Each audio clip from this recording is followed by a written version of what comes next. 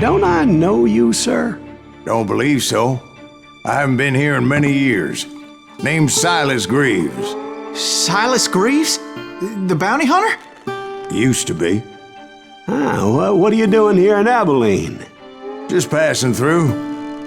Got a little business to take care of. Well, sir, it would be an honor if you would allow me to buy you a beer. Hell, son, it would be my honor to drink it. I'm Molly. Howdy. I'm Dwight. That's Jack and Steve. Ben's behind the bar. Oh, I bet you got some great stories. A couple. Any of them true? Jack, be nice. A few. What about your shootout with Henry Plummer's gang in Bannock, Montana? Is that where you started as a bounty hunter? That's what it says in this here dime novel. Don't believe everything you read in them dime novels, boy. First man I hunted was back when I was riding with Billy the Kid. You knew Billy the Kid? Damn right. That scrawny son of a bitch had no fear. Wouldn't back down for nobody. I heard he collected the 10 stars off any crooked lawman who crossed him.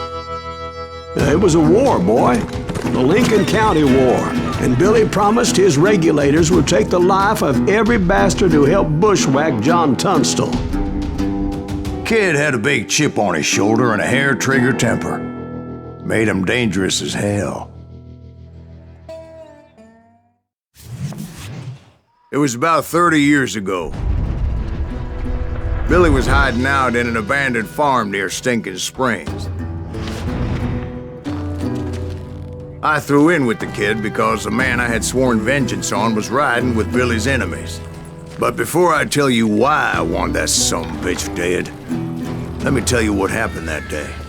I was heading back to the hideout when suddenly I had this funny feeling. Funny, ha-ha? No, Steve. The other kind of funny.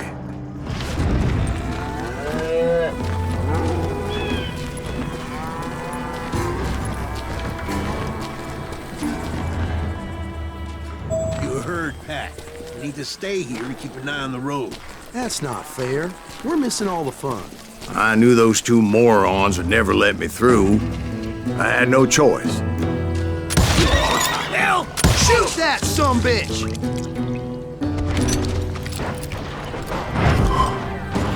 Was it Pat Garrett's posse? Oh yeah. I heard the shots and I knew I had to move fast. Garrett and his army of deputies had surrounded the entire homestead. Fire at will! Spread out, God! They're coming from the rear! I decided to help Billy and the boys out a bit. So that's just what I did.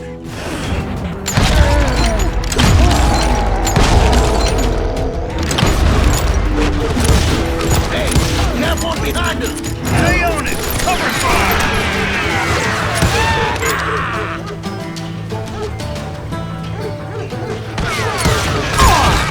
As the governor of New Mexico was paying for the kid's apprehension, Garrett was able to hire every gun hand in Lincoln County. Watch out! He's one of them! Damn it, he's right behind us! Where the hell's Garrett? Garrett's men were running around like a bunch of chickens with their heads cut off. Some bitch is running!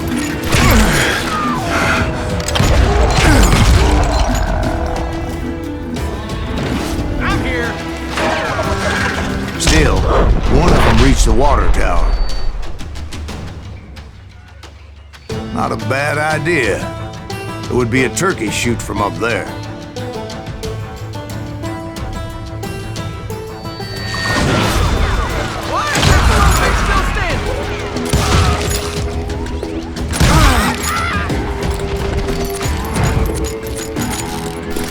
Luckily, these shooters Garrett hired weren't the sharpest tools in the shed. A lot of them were saddle tramps or sod busters or drunken drifters looking to make a few bucks.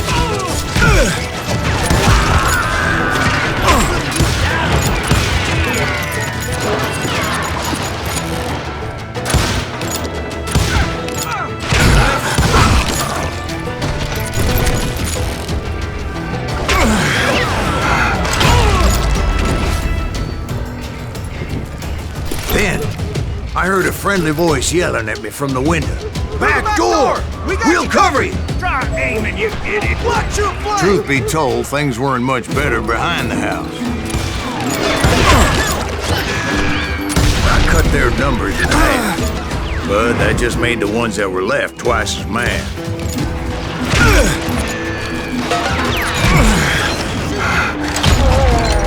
They made up for their lack of skill with a seemingly endless supply of ammo. It was a bit of a slog, but I finally fought my way around the back of the house.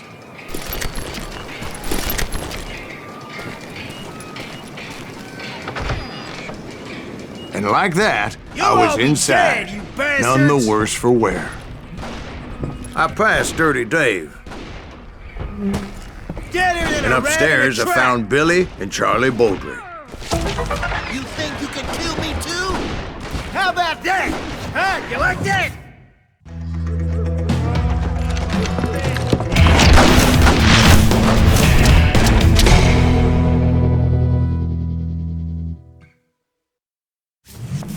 Billy looked at me and said, "About time, amigo!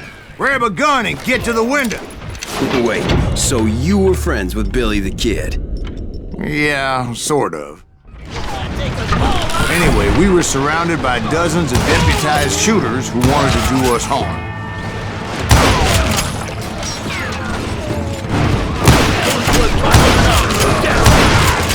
I'm telling you, Garrett's men were dropping like flies, but they just kept on coming. I think I got one!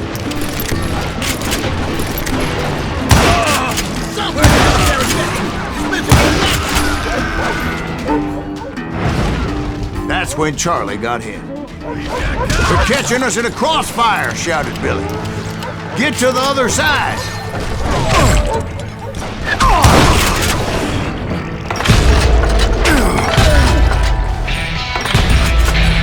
I'm done with you.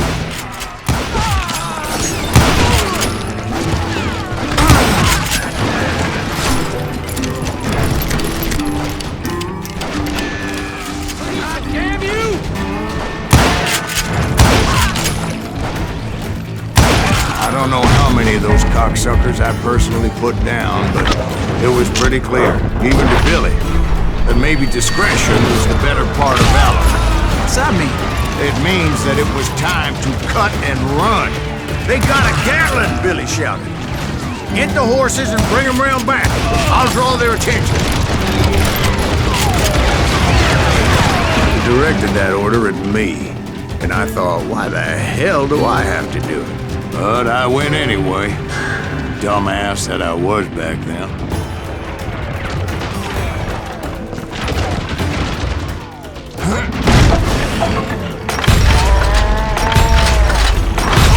Run for it! Those four sons of bitches are done for! Many would have fled in my place. But I had that false sense of invincibility that many young men have. Like Jack here. What are you saying, old man? Jack, he's just joshing with you now. Yeah, he better be. Mr. Greaves, please continue. Please, call me Silas, ma'am. Now, where was I? You were heading for the barn. You wanna scalp your ass?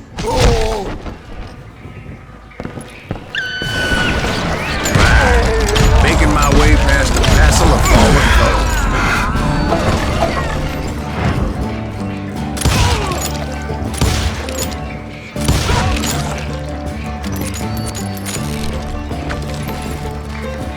Sounds like Garrett hired a whole regiment of hired guns. Yeah, and just when I thought I was done with them, more of these hapless bastards would pop up.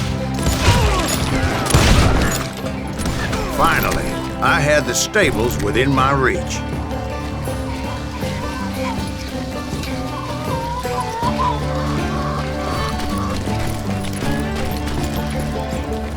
And that's when I met Sheriff Pat Garrett.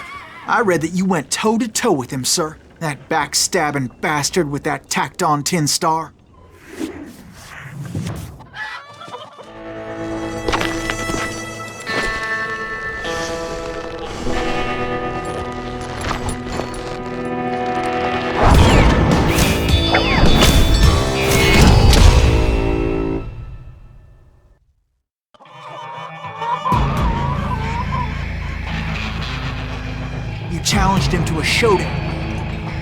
You read that in a dime novel? It said he showed no fear as he took your measure with eyes like a rattlesnake.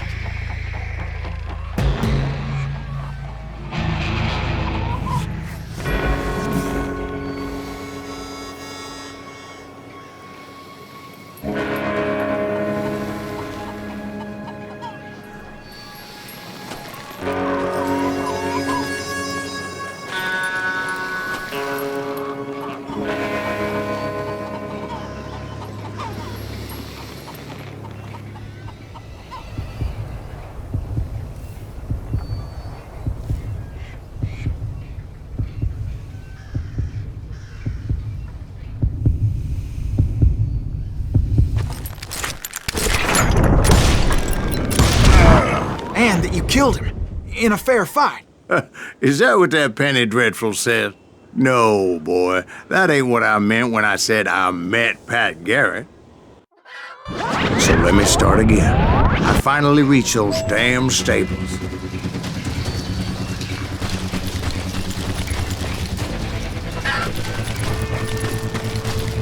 And stepped inside, and last thing I heard was Garrett's voice.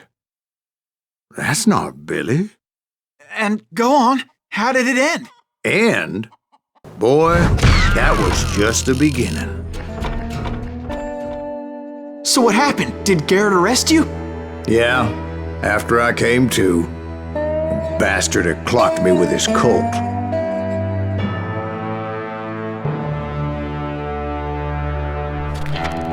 And the kid surrendered? When he realized there was no getting out of there alive. So they locked you up in Lincoln? Indeed they did. Sentenced me to hang right along with the kid. It's important to know that I was only riding with Billy so I could find the bastard I was after.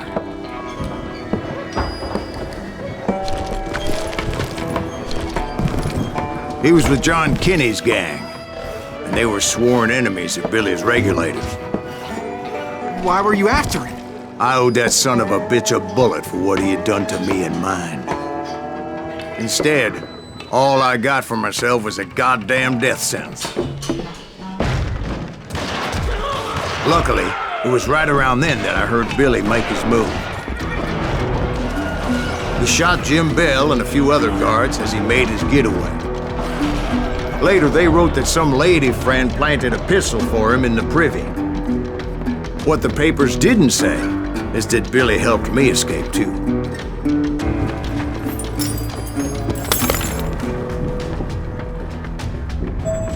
My first order of business was finding a firearm.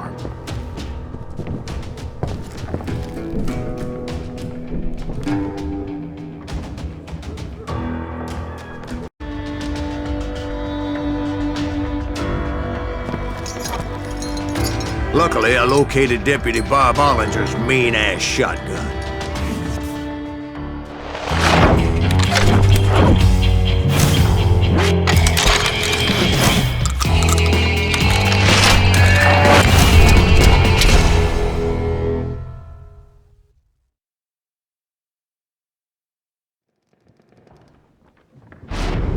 I saw Billy through the window, and he yelled that I should take to the rooftops to make my escape. So I did. Anybody see Billy? Yeah, my son of a bitch shot Jim Bell! The kids escaped, raised a huge ruckus. Hell yeah! That scatter gun was like a double-barreled howitzer. It could blow a man clear off his feet. You hardly had to aim the damn thing. Guards were everywhere looking for it. Anybody see him?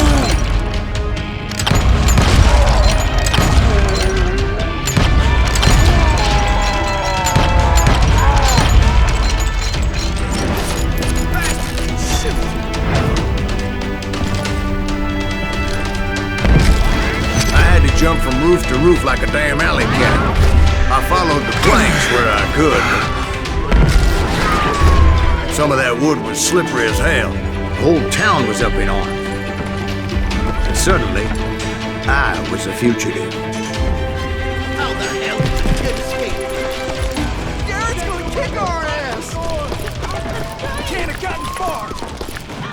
So that bastard you were after, what did he do? He did me and my family a grievous harm.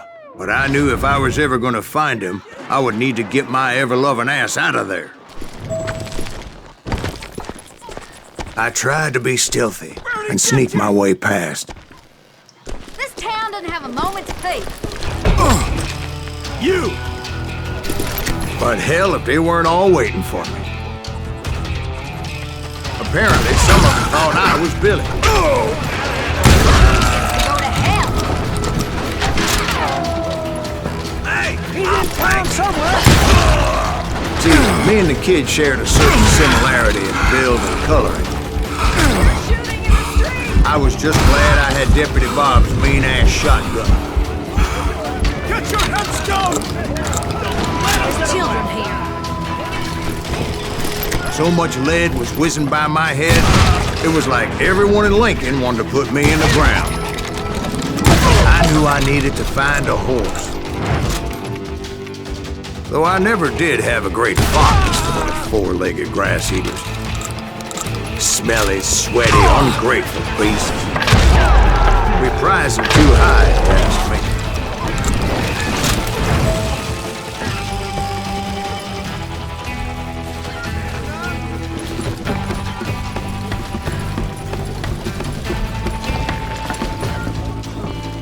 That town's going to hell in a handbasket! But where was the kid while you were busy getting shot at? Gone. And that's when it occurred to me why Billy set me free. Respect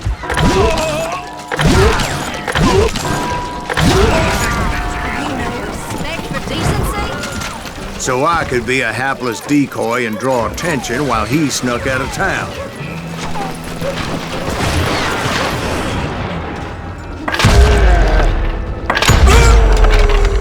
I knew if I made it out of there in one piece, no one would put a price on my head. Because everybody in Lincoln would be dead? No. They all thought I was Billy. And all that blame would fall on him. Get the women off the street! Arm yourself!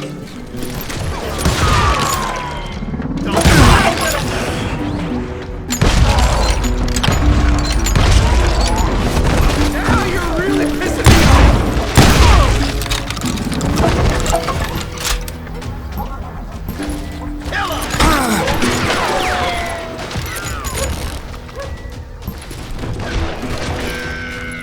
Finally, I found what I was looking for.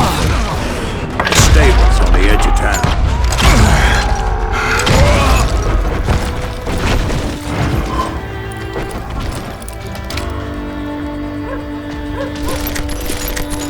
I guess Billy saved your ass, taking out Bob Ollinger the way he did. Billy didn't kill Bob.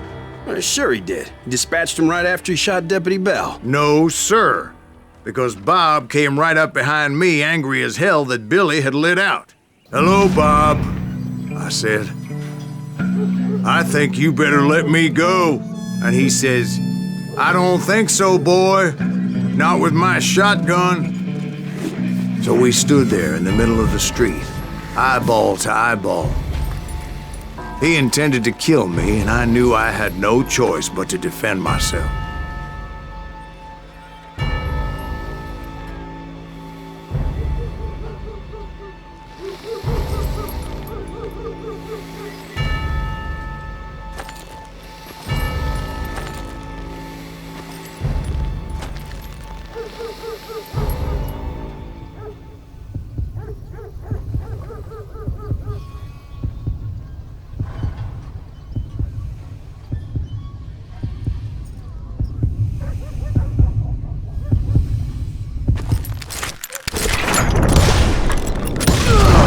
I killed him in a fair fight. Everybody saw I had no damn choice. Well, Lincoln got a mite depopulated that day. So where'd you go after Lincoln? Mexico. Until I realized nobody was looking for me. I ended up taking a job at the Rurales. The Mexican Rurales? I was hired to help them track down the cowboys. the most vicious outlaw gang in Cochise County? Curly Bill Brocious? Johnny Ringo? Led by old man Clanton himself. They must have paid you a pretty penny to take them hombres on. Not really. But truth be told, I had my own reasons for going after those boys.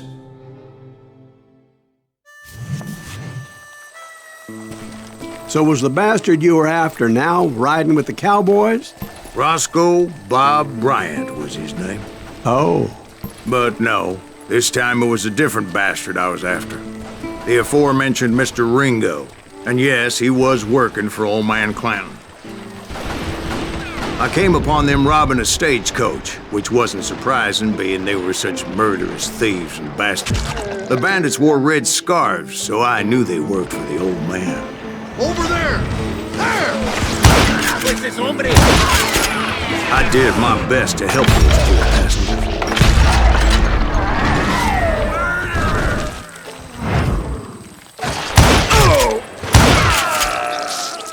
Moments later, the attackers were dead, and I checked the stagecoach to see how many passengers were still breathing.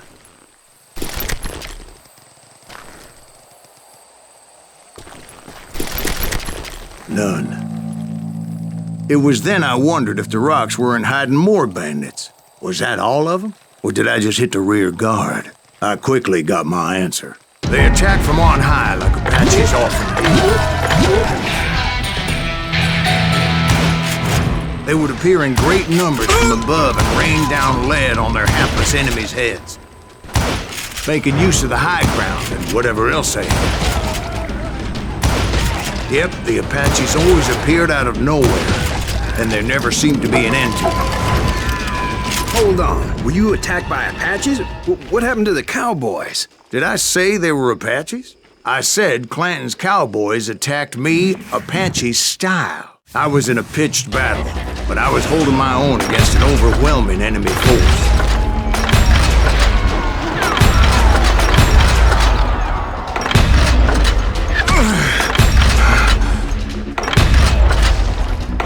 See, at the time, I was still pretty green and would often blunder into regrettable situations.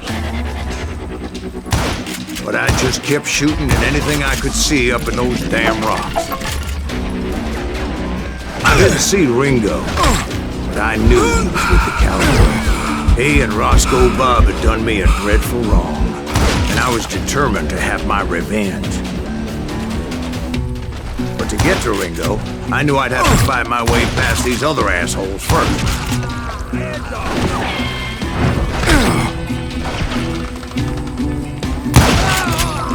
Kill him!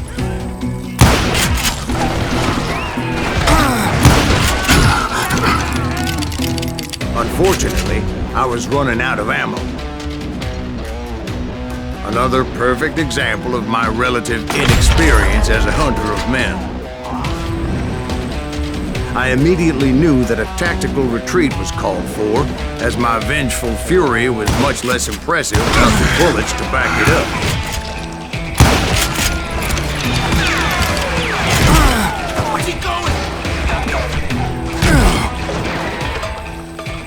Finally, they managed to corner me. Trapped as I was, the odds of my survival seemed pretty slim.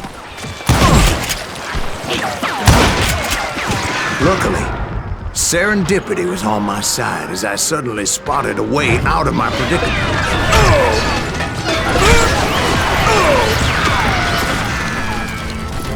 Hard to hit a moving target.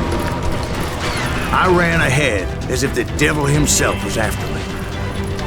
Bullets were whizzing by my ears, but I wasn't about to roll over and die. I just kept running like there was no tomorrow. Because there wouldn't be if Clanton and his men caught up with me. As I was scurrying around those caves, I thought, what was I thinking? Going up against a gang like this? You more different son of a bitch! Where's he going? I just kept running, not knowing where the hell I was going.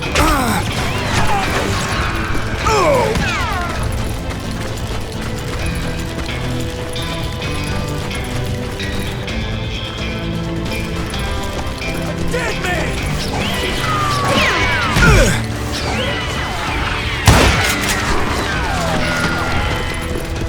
that's when something miraculous happened. Like manna from heaven, I found the desiccated remains of what looked like an Apache warrior. The old weapon next to him supplied me with some much-needed ammunition.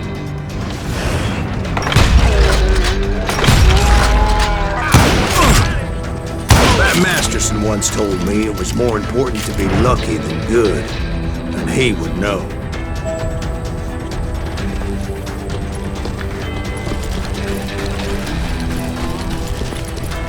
And imagine my surprise when I found a fistful of dynamite to go along with that ammo.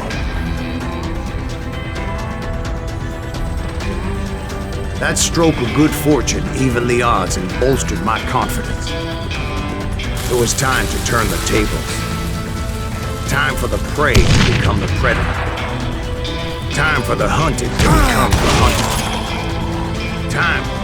All right, Jesus, we get it. They were right where you wanted them. That's right, Jack. I was done running. And the old man's boys were not expecting that. No, sir. I came at them like a wildcat. My fury knew no bounds.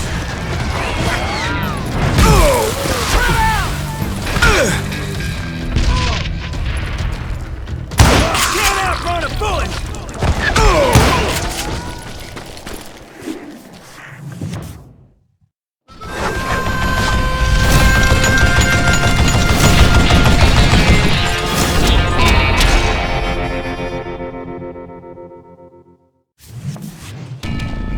I yelled out at the top of my lungs, "Clanton, I'm coming for you!"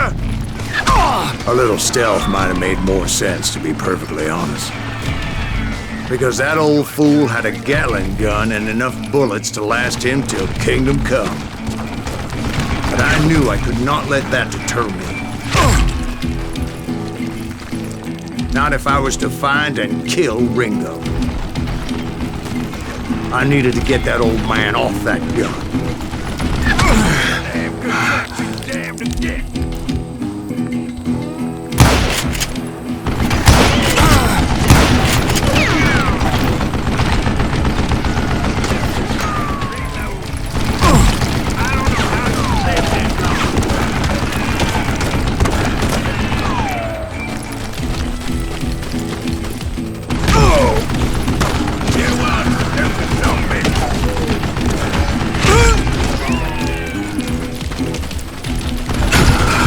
Most everyone thought it was the Ruales who had come up against him in Guadalupe Canyon, but it was just me.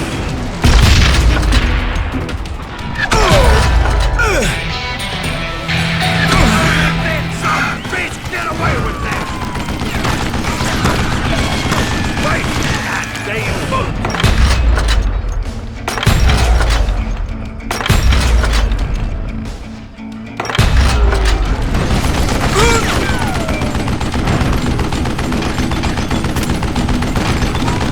What a piece of crap!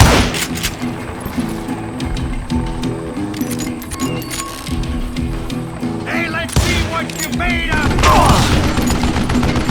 Would you get that?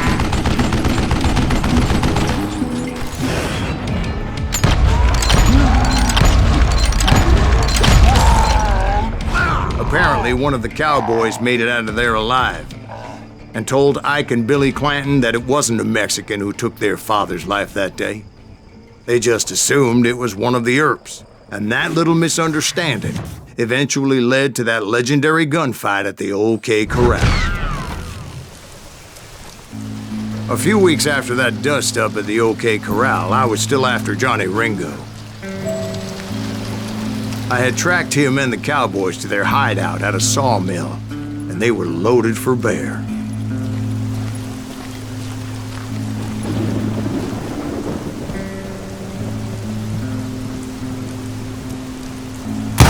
So, what exactly did Johnny Ringo do to piss you off? Well, him and that other bastard. Roscoe Bob Bryant? Yep. They both deserve to die, and I promise I'll tell you why. But first I need to tell you about the cowboys' new boss, Curly Bill Brocious. Earp's coming! Get ready, boys.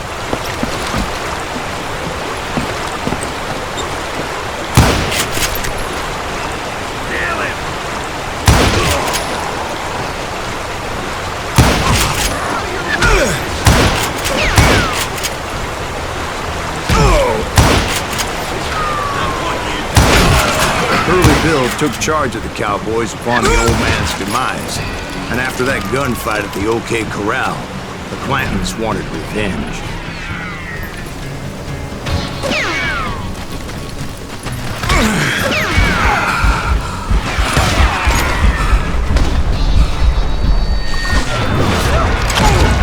So they murdered Morgan Earp and grievously wounded his older brother, Virgil.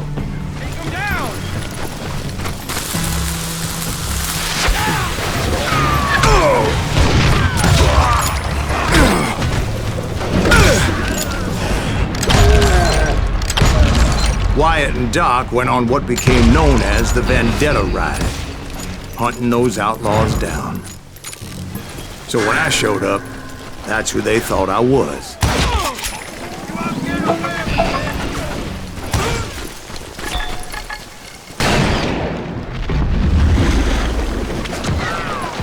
There were killers around every corner, all wearing red bandanas. That's how the cowboys identified each other. And I was beginning to wish I had one myself. But I wasn't about to let Ringo walk away unscathed. And that's what drove me forward. They say that Ringo was infernally fast. I hardly saw anyone faster, boy. Certainly not Wyatt Earp. That man was all hat and no cap. Earp wasn't much of a match for him, but Doc Holliday might have taken it. That Lunger should have kept his nose out of it. They never charged anyone for the murder of Morgan Earp. But everybody knew that Curly shot him in the back. That was common knowledge. Yeah, maybe so. But Ringo had nothing to do with it. He was just being loyal to a friend. Is that what you call it? Being loyal? Well, to get to that loyal friend, I had to pass by some buzzsaws as big as a man. Excuse me, sir. I have a question. What's that, Dwight? After old man Clanton died, why didn't his son take over the cowboys? Because Ike Clanton was dumber than a box of rocks and a yellow belly to boot. Now, where was I? Taking down the entire cowboy gang single-handed. Indeed I was, Jack.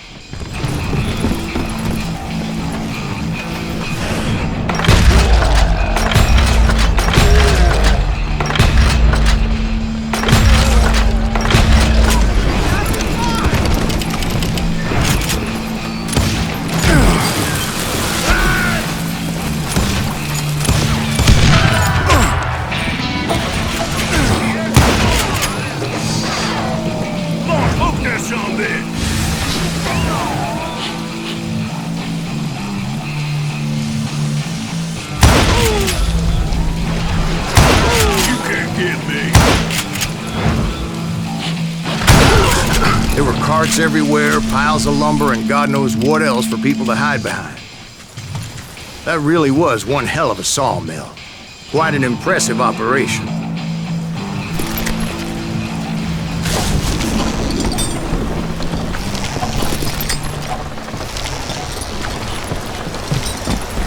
And where was Curly Bill? Did you see him? I'm about to get to that, Ben. Patience. I'm painting a picture here. There was this beautiful waterfall and a crystal clear stream that led to a verdant valley that was truly... Consider your picture painted. What happened next? Well, finally the bastards that were still alive made a last stand. Curly Bill, Johnny Ringo, and his compadres took off into the lumber yard, and I followed after.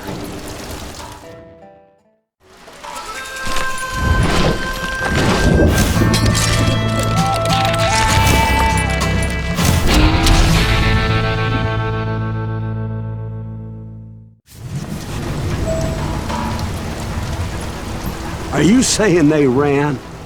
Cowardice was not in Ringo nor Curly Bill's nature. No, sir. I never said they were running scared. They just wanted me out in the open.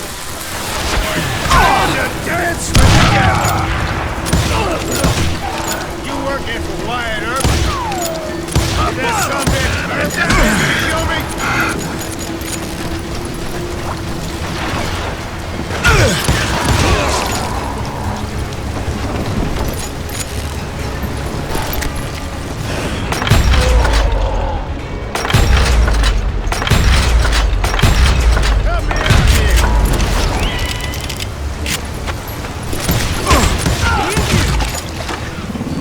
Ambrosius gave me no choice but to take his life. But Ringo was nowhere to be found. I knew you didn't kill Ringo, because he was found dead in a different location altogether. To this day, his killer is still unknown.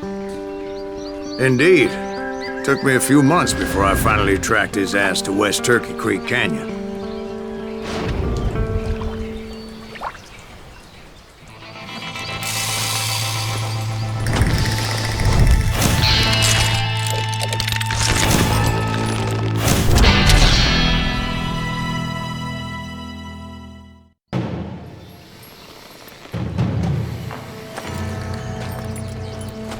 That's incredible, sir. I always thought that Doc Holliday was the one that killed him.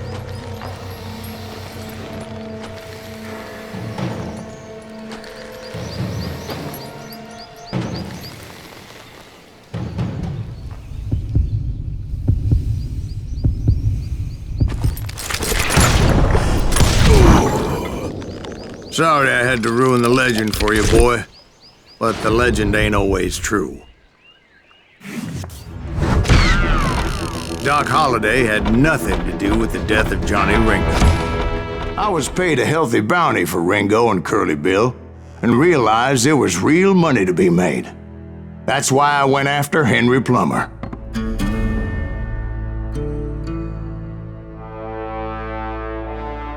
Now, wasn't he the sheriff who augmented his income by shaking down miners and robbing gold shipments? That's the one. Oh, yeah, I remember him. He ran that gang of thieving outlaws called the Innocents. So it's true that you went toe-to-toe with him? Indeed I did, son. Indeed I did. I knew I needed resources if I was going to track down Roscoe Bob Bryant, and hunting Plummer looked like a good way to get rich quick. As the local vigilantes exposed him as the leader of the bandits, and put a generous price on his head. Plummer rallied his gang to plunder one last gold mine before making their escape, and that's where I thought I'd find him.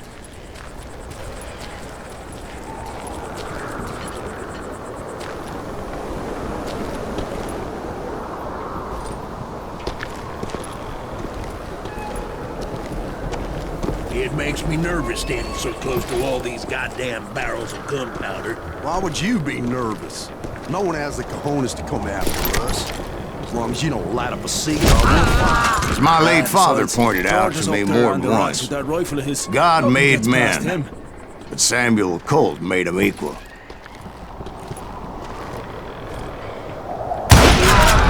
the hell is that then? Don't let him get a shot up!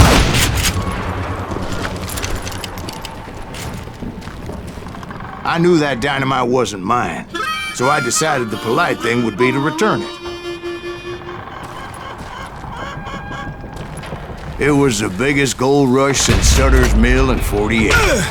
Unfortunately, prospectors weren't the only ones drawn to those riches. There were thieves and killers, robbing travelers and hijacking gold shipments. Like those that ran with Plummer. Some were just regular folks I knew from town, drawn by greed and easy pickings. We are. Charlie Crow, the blacksmith.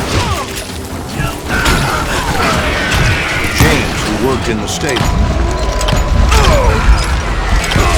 Sam and Jeremiah Barber, the butcher's sons. Ordinary citizens who lived a double life. Stealing and thieving and murdering their neighbors.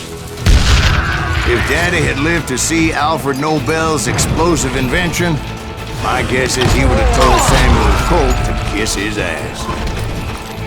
Plummer had a lot of men on his payroll. A hell of a lot. That son of a bitch pretended to protect the public with one hand while stealing them blind with the other. Of course, the rest were veterans of the Civil War. Stone-cold killers trained on the bloody fields of Shiloh, Antietam.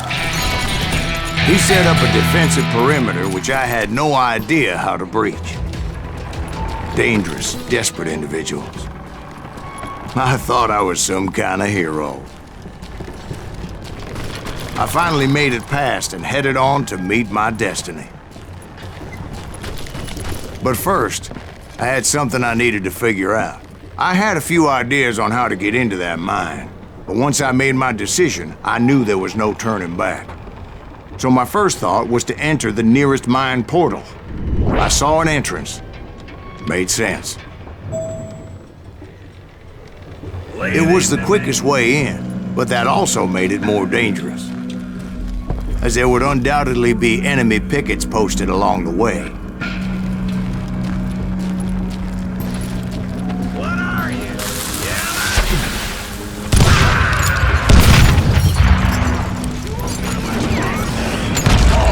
A single stumble or misstep can easily end in a deadly plunge to oblivion.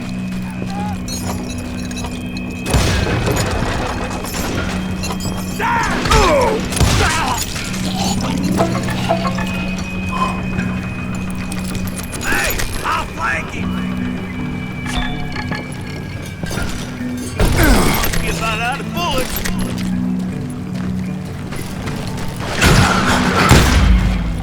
Quick reflexes often make up for a lack of common sense. Luckily, I was never one to be easily bushwhacked. I would just need to be careful not to blow myself to kingdom come.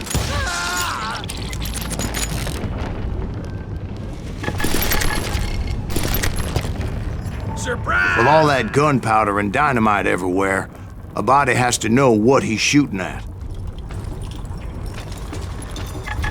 Had enough?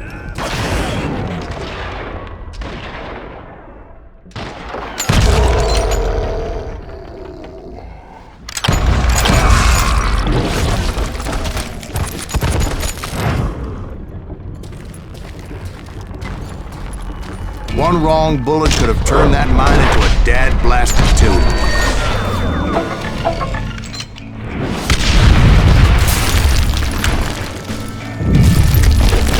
I freely admit that my plan of attack was not just moronic, but clearly insane.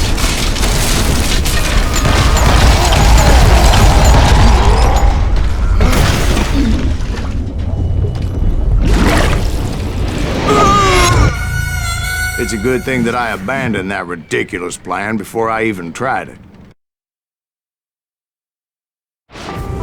Instead, I spotted a ladder, way into the mine from the opposite side.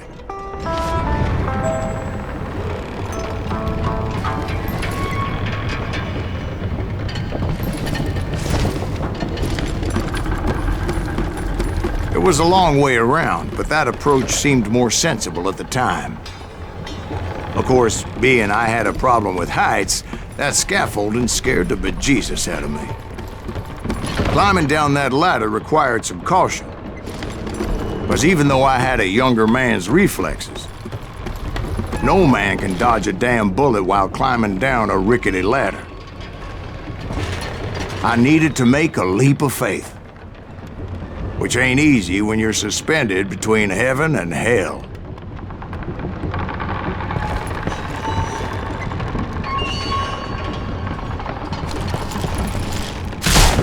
I was determined not to give up, however. That Sheriff Plummer seemed quite the despicable character. When the vigilantes discovered what the sheriff was up to, people were outraged. That 10,000 they put on his head would go a long way to helping me find old Bob. And I had made it my mission to settle that score come hell or high water. But first, I would have to make a choice. Take the elevator or climb the ladder.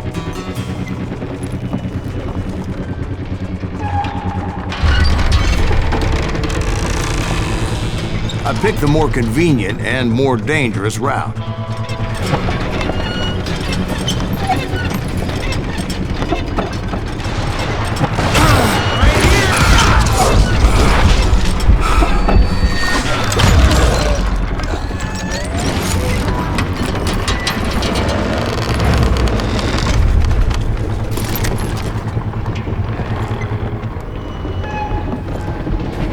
Plummer was a mad dog killer. and the people of Nevada City deserve it. Nevada City? Well, I thought Plummer met his maker in Bannock, Montana. Right, well, he was the sheriff of both places at one time or another, but that's neither here nor there. The point was, taking him down would save a lot of lives, including my own.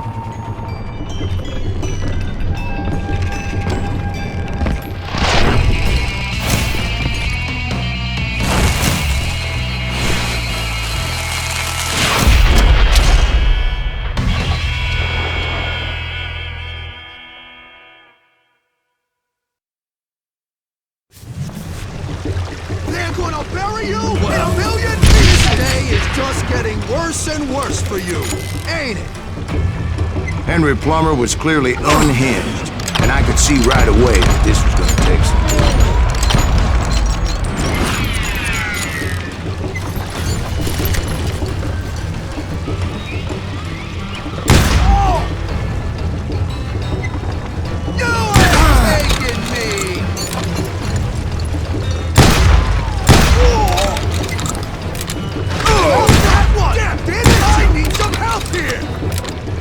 Come on, boys!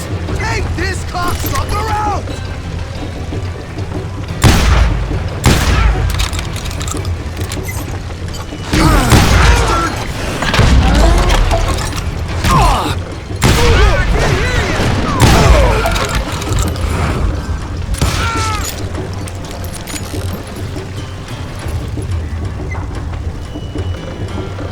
They're gonna bury you in a million pieces!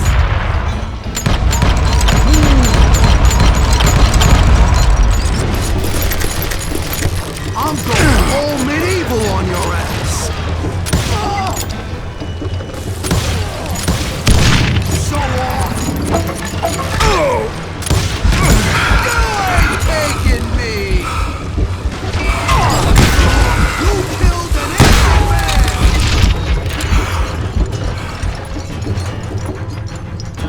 You can shoot, but can you aim?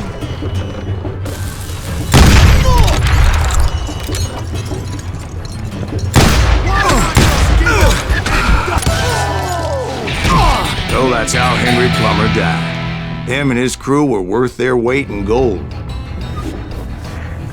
And now, I was officially a bounty hunter. So, did you finally go after that Bob feller? Well, I heard word he was in Kansas with John Wesley Hardin. So that's where I went. Where in Kansas? Abilene. Why do you ask, Ben? No reason. Was Hardin as fast as Ringo? Ringo was fast, but John Wesley was as fast as the devil himself.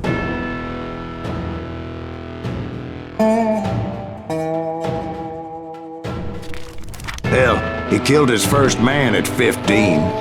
From that day forward, he had a price on his head and wouldn't back down for nobody, not even Wild Bill Hickok himself. I dodged death many a time, and that night in Abilene was no different.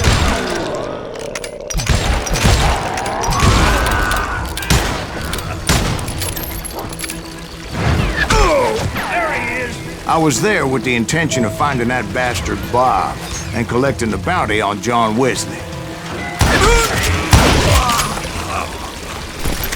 I thought the Texas Rangers got Hardin. Yeah, that's what they want you to believe.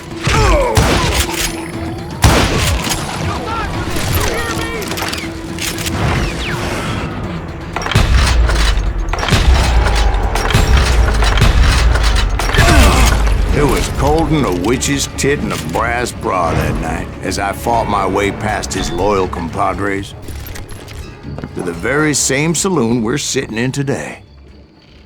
Look around and imagine this place painted in blood. Hardin was waiting for me, and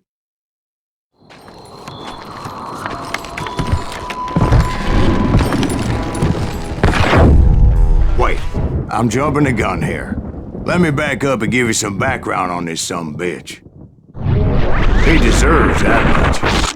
Don't you think so, Ben? John Wesley Hardin was a killer. By the end, he confessed to taking the lives of 42 men, fathers and husbands, brothers and sons, men with families who cared about them. He was a bona fide folk hero by then, and had amassed a gang of armed miscreants and other assorted thugs. He and his men set up camp outside of town, and I was hoping Bob was among them. Shit, it's cold out here. Freezing my giblets off. Ain't right we gotta stay out here keeping watch like this. Ain't no murder. Shoot that son of a bitch! They didn't ask why I was there. They knew. As most of them were wanted as well. I figured Hardin was here somewhere, but to get to him, I'd have to get past his gun hands. I had to spill a lot of blood to find out Hardin wasn't in that camp. He was carousing in town with his closest friends. Hardin's boys apparently didn't want me to reach the Bull's Head. Some were hightailing it into town to inform their jefe of my unwelcomed presence.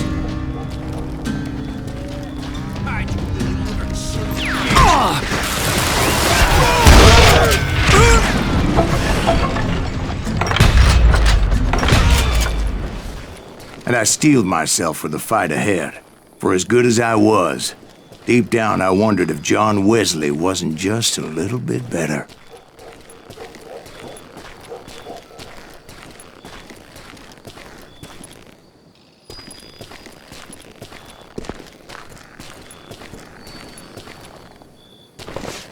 Before I could test my mettle against Hardin, however, I would first need to dispatch his cadre of hired killers. Most of these degenerates were beyond redemption, but John Wesley might have been a different story. I didn't learn until later that that night was in fact his birthday celebration.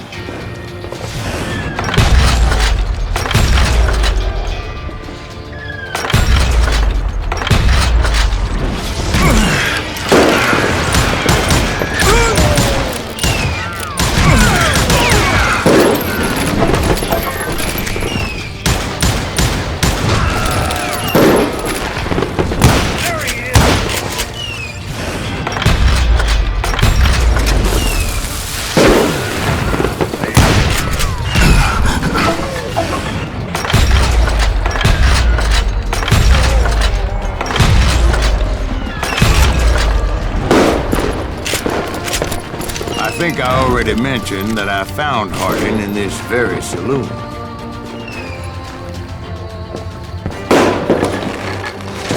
Suffice it to say, nobody there was happy to see me.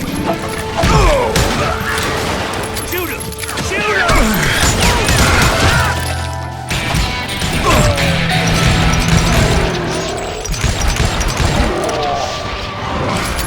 Man can shoot. Gotta give him that.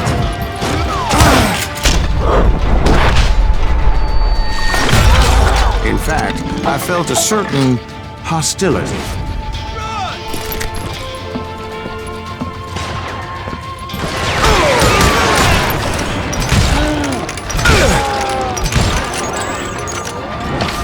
Brother, I'm gonna make you pay for that! I was disappointed that neither Bob nor John Wesley were among the dead.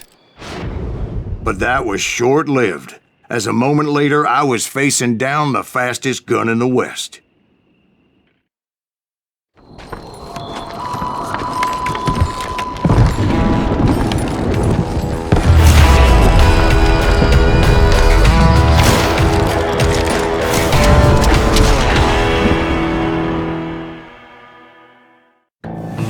I felt a bolt of adrenaline, or maybe that was fear. He was well known for his tricks, and I knew I'd need my own if I was ever to defeat him.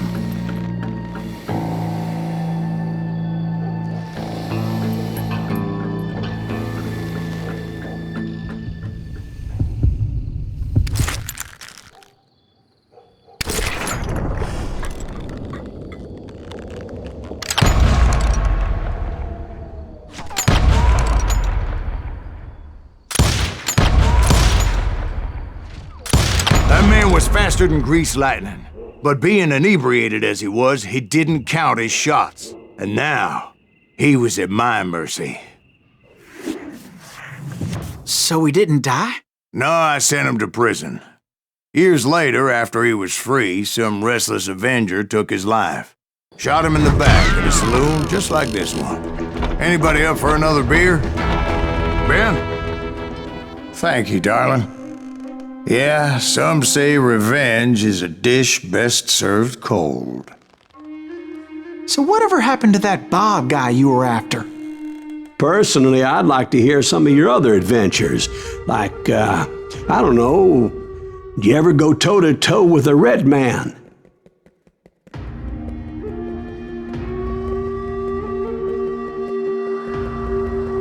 Yes, I did, Ben. I remember once I was after this renegade Apache, Grey Wolf. Strangely enough, revenge was also his primary motivation.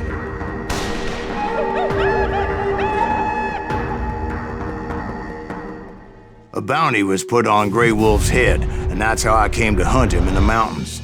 Mountains so high they tickled the nether regions of heaven.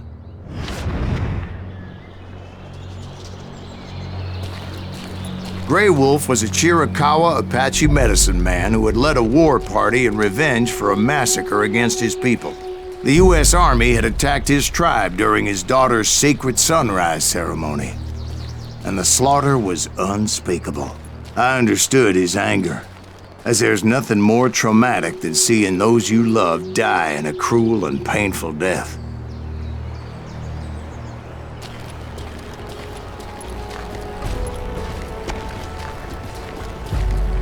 Right from the beginning, I couldn't shake the feeling that Grey Wolf was watching my every move. He led a band of young Apache warriors who wanted retribution and were more than willing to die for him.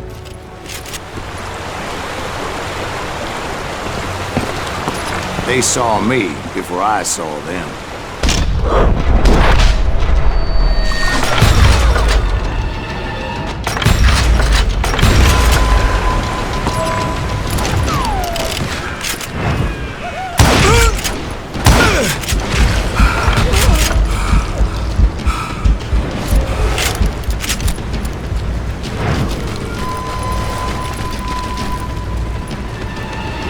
Crossed my mind that maybe this wasn't such a good idea. But now that the shooting had started, there was no backing down.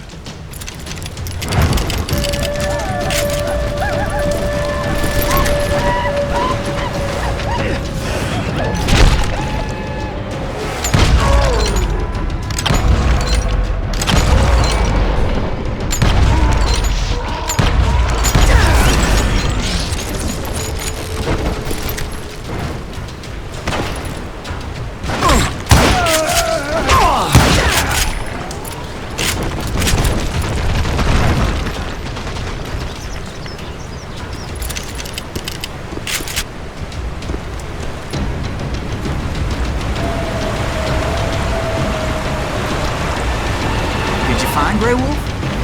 Not at that moment, but I did find the entrance to their hideout.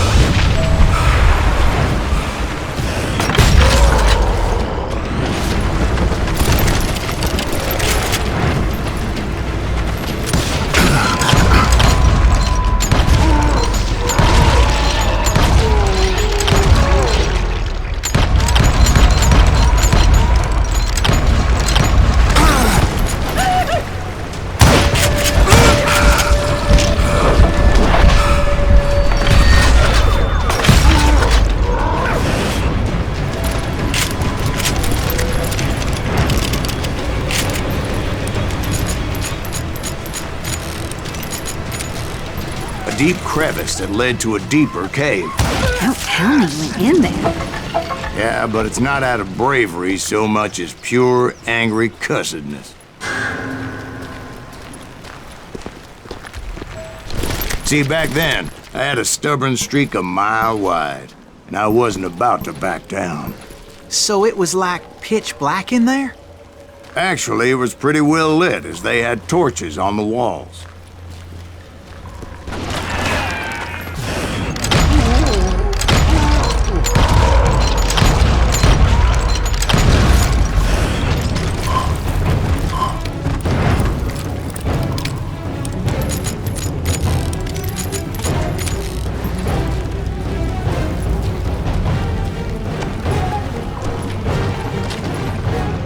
big was this cave? Big as hell, Ben. Chiricahua had hid out there during the Indian Wars.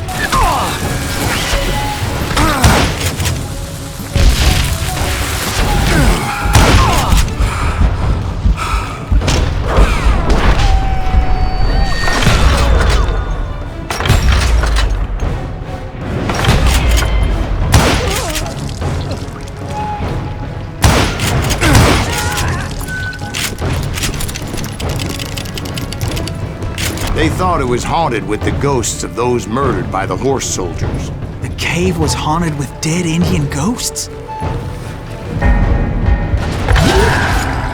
be honest, I was more concerned with the live ones than the dead ones.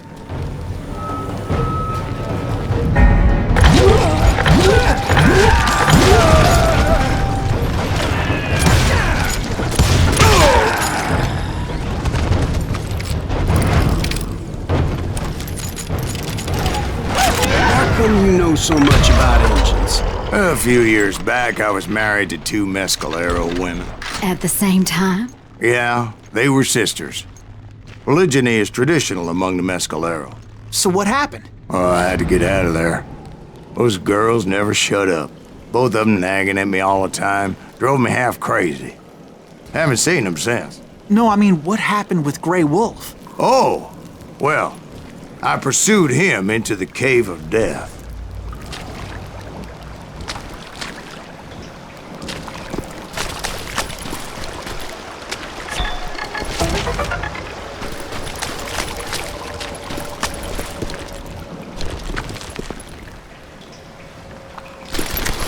I came upon this flooded grotto, and that's when I saw him.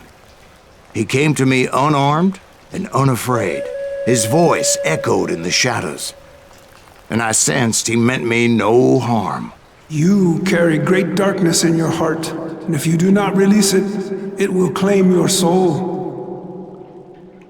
The sound of his voice put some kind of ancient Indian spell on me.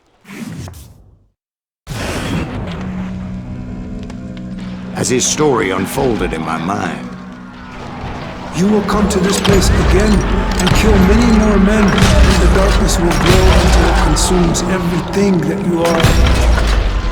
The soul would have no rainbow if the eye had no tears.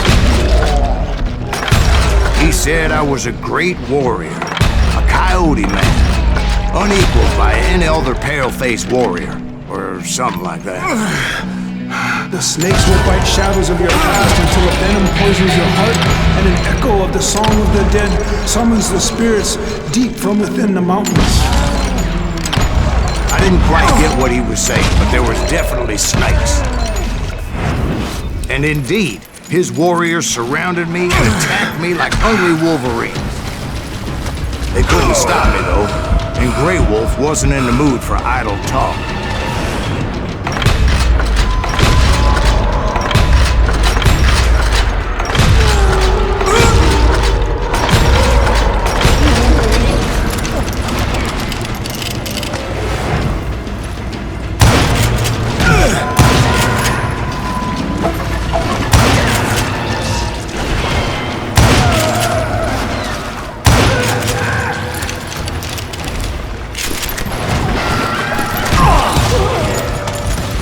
I swear I couldn't see any way out of this trap.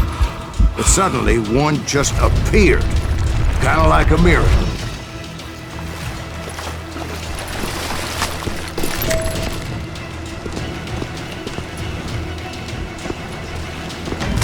I felt like I would be lost in that damn cave forever.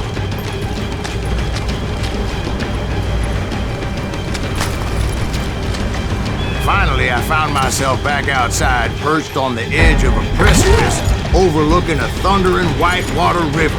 To get where I was going required several leaps of faith, but no way in hell I was turning back.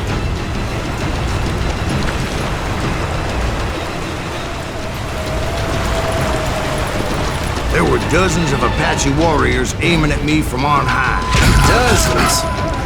Well, maybe not dozens, but there was a lot of them. At least 3 or 4. Well, more than that, little lady. I had a steep climb up creek ahead of me and scrambled up those rocks like a mountain goat. I was determined to locate Grey Wolf and find out exactly what the hell he was trying to tell me.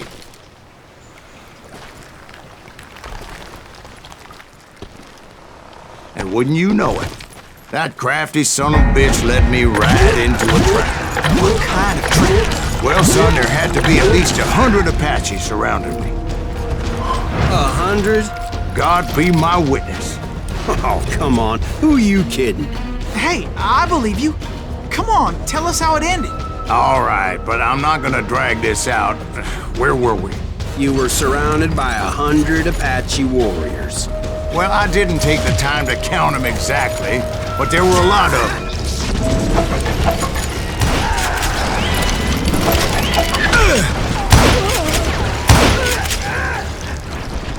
And in the end, a path appeared before me that I had not seen before.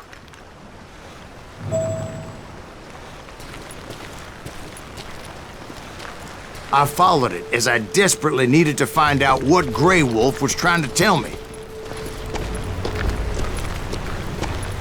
But it was like that son of a bitch disappeared into thin air.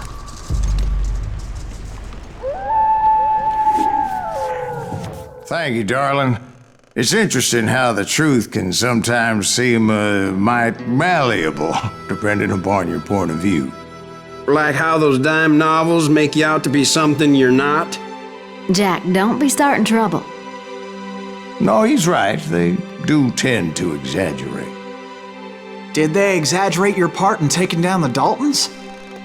Well, I was there in the flesh, boy, so I saw what happened firsthand.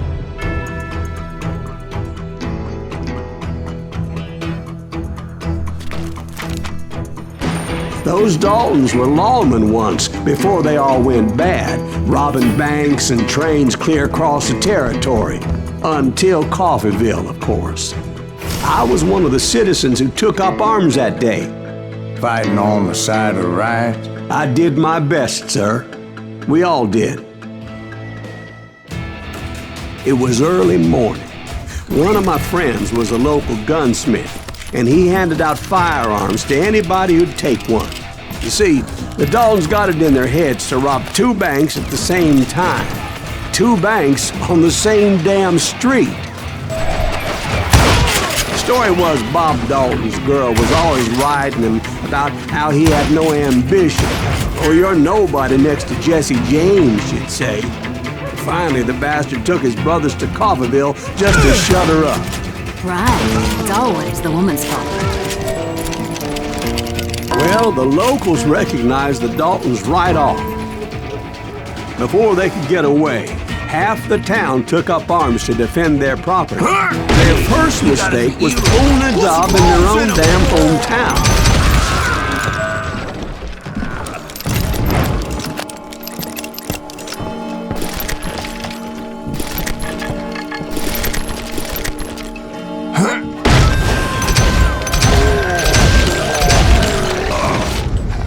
The brothers paid dearly for their stupidity, but everybody knows they had it coming. There's more to it than that. I read all about that day, so I know for a fact that it went down very differently. First of all, it was high noon. A posse of U.S. deputy marshals were on the rooftop across the street. Get ready, boys. They're gonna make a move. The lawmen had been tracking the Daltons for months, and now they finally had them dead to rights. Among them was a bounty hunter feared by many a lawbreaker. This man had no intention of letting the Daltons slip away. They met an adversary that day who had no fear and offered them no quarter. The marshals tried to get the Daltons to surrender. They'll give up eventually. We just gotta wait to see what bitches out. This bounty hunter knew that the brothers were far too proud to ever lay down their guns.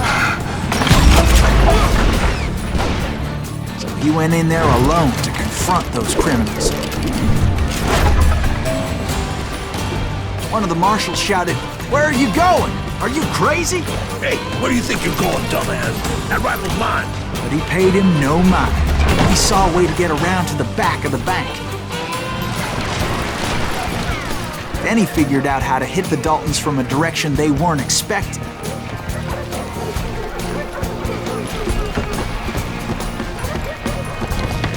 above. Fortunately, a water tower was right there. A moment later, he was climbing up a steep ladder, laughing at danger as he did. It was brave men like him who risked their lives to tame this wild country.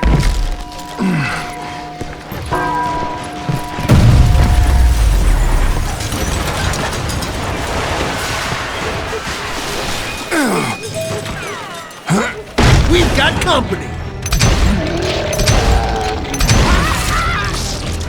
Heroic men like him, who did what other men couldn't or wouldn't to make this country free. That's Silas Greaves! What the hell? Blam! Blam! He came away victorious, taking down those thieving Daltons.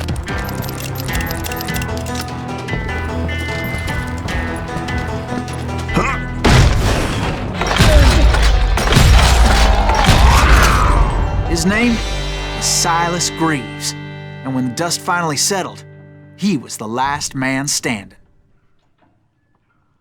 Sorry, kid, but that just wasn't the way it happened.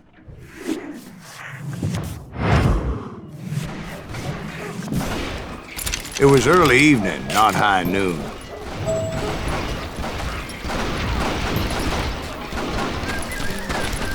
I was late to the party and Coffeyville was already up in arms. The Daltons blew up a safe and were all set to hightail it out of there. Those pathetic deputies surrounding the bank were dropping like flies.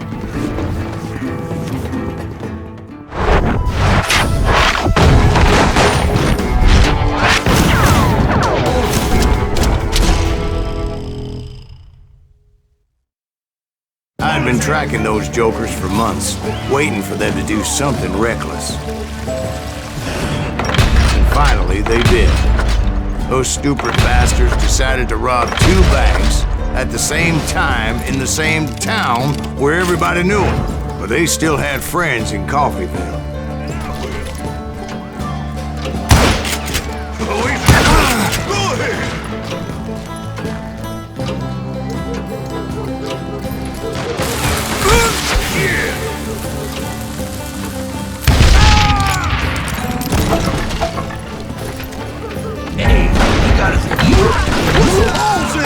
Those friends came after me like a pack of wild dogs, tooth and nail. They were coming at me from all directions. I caught sight of the Daltons running with the money and didn't want to lose them. Problem was, they knew the town better than I did. And to top it off, I found myself in the middle of another shootout entirely. Did the Daltons hole up in somebody's house? No, it was the Smiths, I believe. They were cousins of the Daltons. They were shooting at the Browns, who were shooting at the Daltons. Which wasn't any surprise, because those 2 families have been feuding forever. And since the Joneses are related to the Browns, they shot at the Smiths, pissing off the Heimhoffers, whose daughter recently married a Smith. Well, bullets were flying every which way as all the old feuds in Kansas caught fire all at once. There was a hell of a lot of pissed off people in Coffeyville that day. But that's just the way life is sometimes. Shit happens. The Dalton boys knew I would never give up. Those Daltons weren't the sharpest knives in the drawer, but they always stood together. They set a trap to slow me down and allow at least 2 of them to escape. The 3rd brother stayed behind to plant me, just in case that trap of theirs didn't work.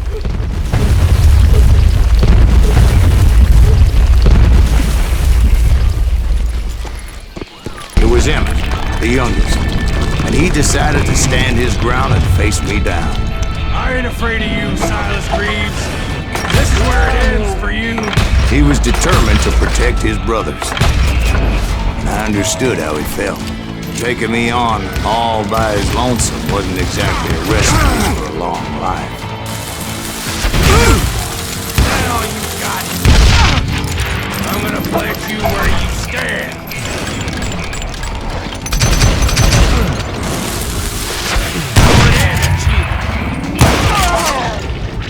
But Emmett Dalton survived the robbery in Coffeyville. He's the only Dalton who did. They say he was shot 23 times. Well, Dwight, who do you think put all those damn holes in him?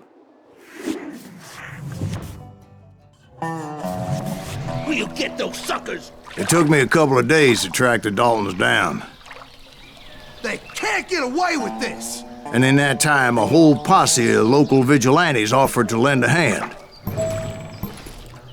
We'll track him to the ends of the earth. They seemed as determined as me to find those outlaws. But as we headed into those swamps, it was like I had my own private army. There was no way those boys were getting away this time.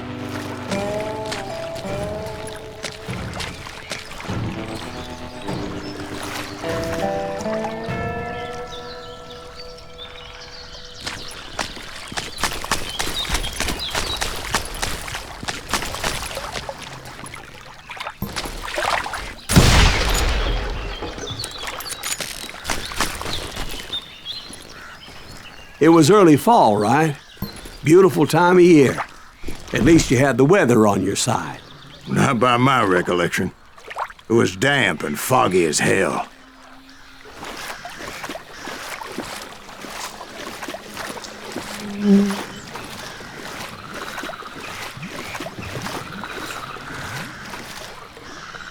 It was tough to stay on a true course, so we kept an eye out for landmarks.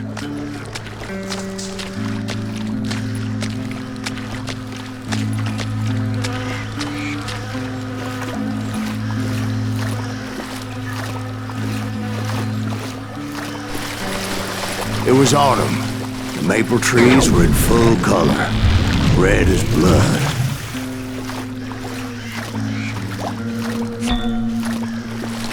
The rains that year were torrential, so the whole area was flooded.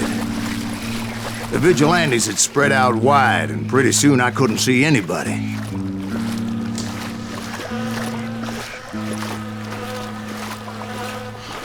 Bury them in the swamp! Let them where they stand! Except for some bitches ahead of me wanting to do me harm, so I had to face them alone. I wondered why my compatriots didn't come running when they heard the shots.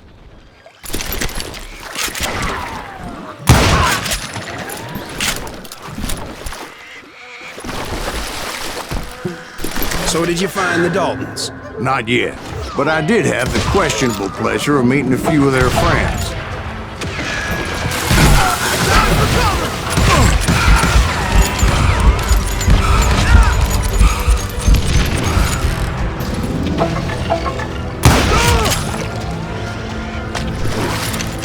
The boys had established quite a reputation by that time, so they attracted all manner of riffraff to their cause.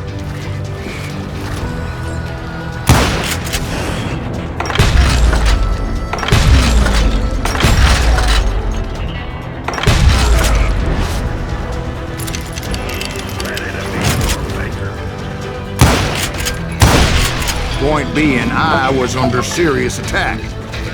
But you ain't seen And my reinforcements was nowhere to be seen.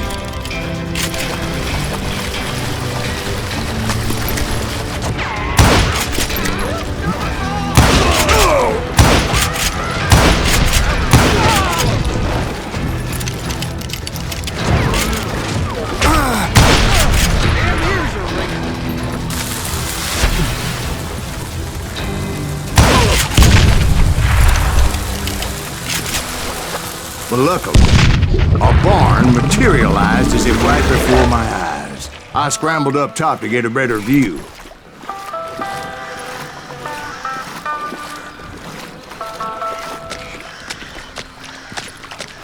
But just ended up falling inside. So, how did you get out? The barn doors was open. About right then, I saw some suspicious characters running for the bushes. Of course, I followed them. But that goddamn swamp was like a goddamn maze, and pretty soon I had no goddamn idea where I was. Steve? So I just started walking, and pretty soon...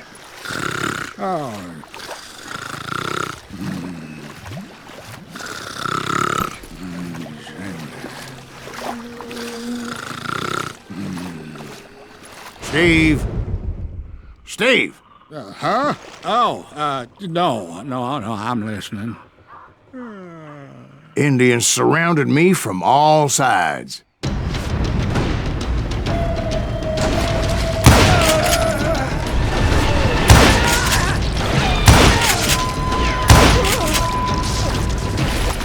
Indians? There were Indians? No. I just wanted to make sure Steve was paying attention. Now, where was I? You were following the Daltons through a swamp? That's right. See, Steve? Dwight's paying attention. No, I'm listening. I was just resting my eyes. So, where was I? The Daltons. Right. See, there's a reason so many outlaw gangs are made up of brothers. Being a brother is a very sacred thing. It's a bond like no other.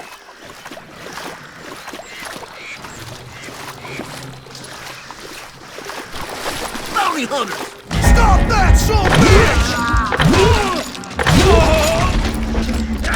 So did you ever find the damn Daltons? Not yet, but I did find a few of their cousins. Kansas breed like rabbits. Or Smiths or Heimhoffers or who knows what.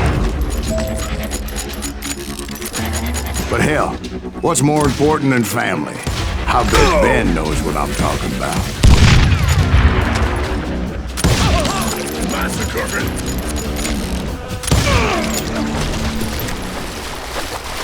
And that's when I saw it. A goddamn steamboat. A steamboat in a swamp? Yeah, Steve, but this wasn't much more than a wreck, really. But how'd a damn steamboat end up in the swamps? Guess it floated off during the flood of '89. Now, was it a stern-wheeler or a side-wheeler? What? Does that really make a difference, Steve? It was a steamboat with a goddamn army on board. It was in that a fusillade of bullets come raining down from our house, and those vigilantes who accompanied me weren't anywhere to be found. But among those men that were shooting, I thought I saw some familiar faces.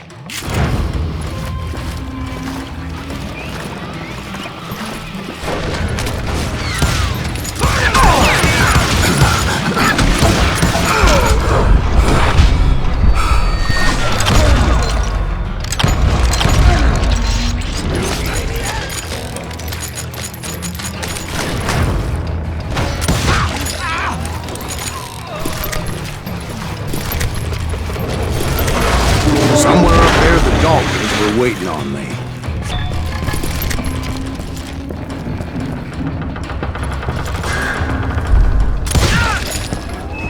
Sorry, son!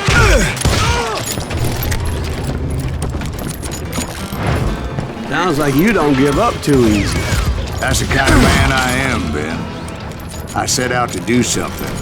I do it. Surrender just ain't in my nature. Plus, I'm stubborn and...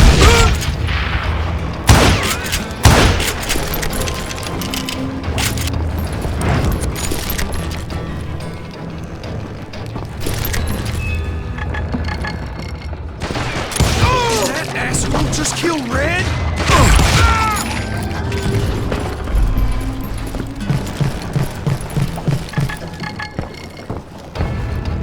Right about then, much to my relief, the vigilantes finally arrived.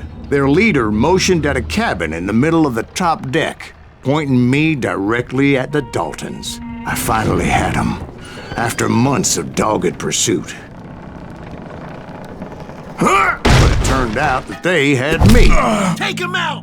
I'm sending you to hell!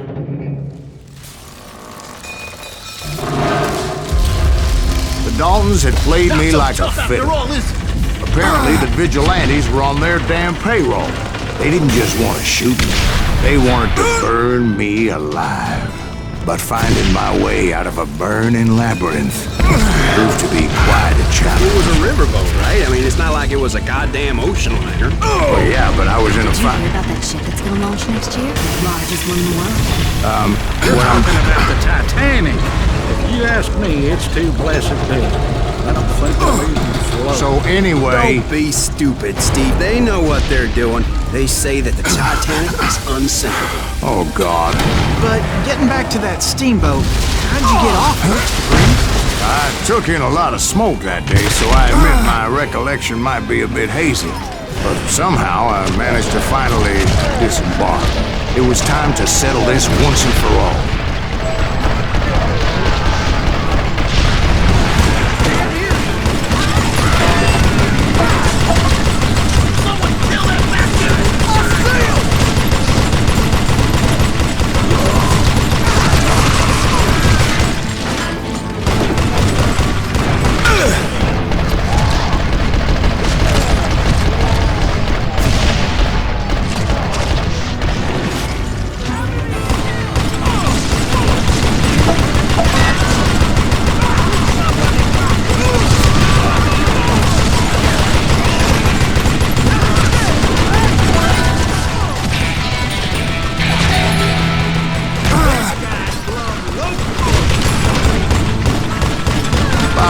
Weren't about to come at me one at a time.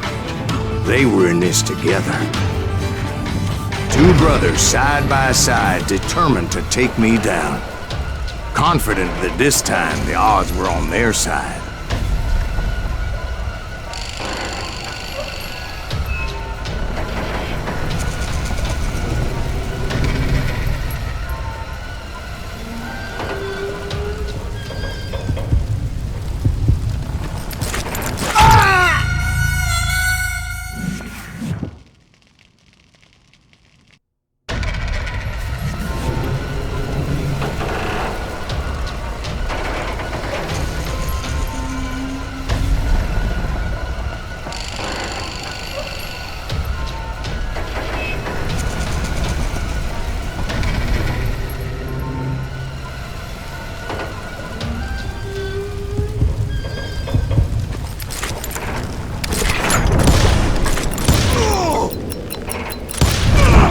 They got it wrong.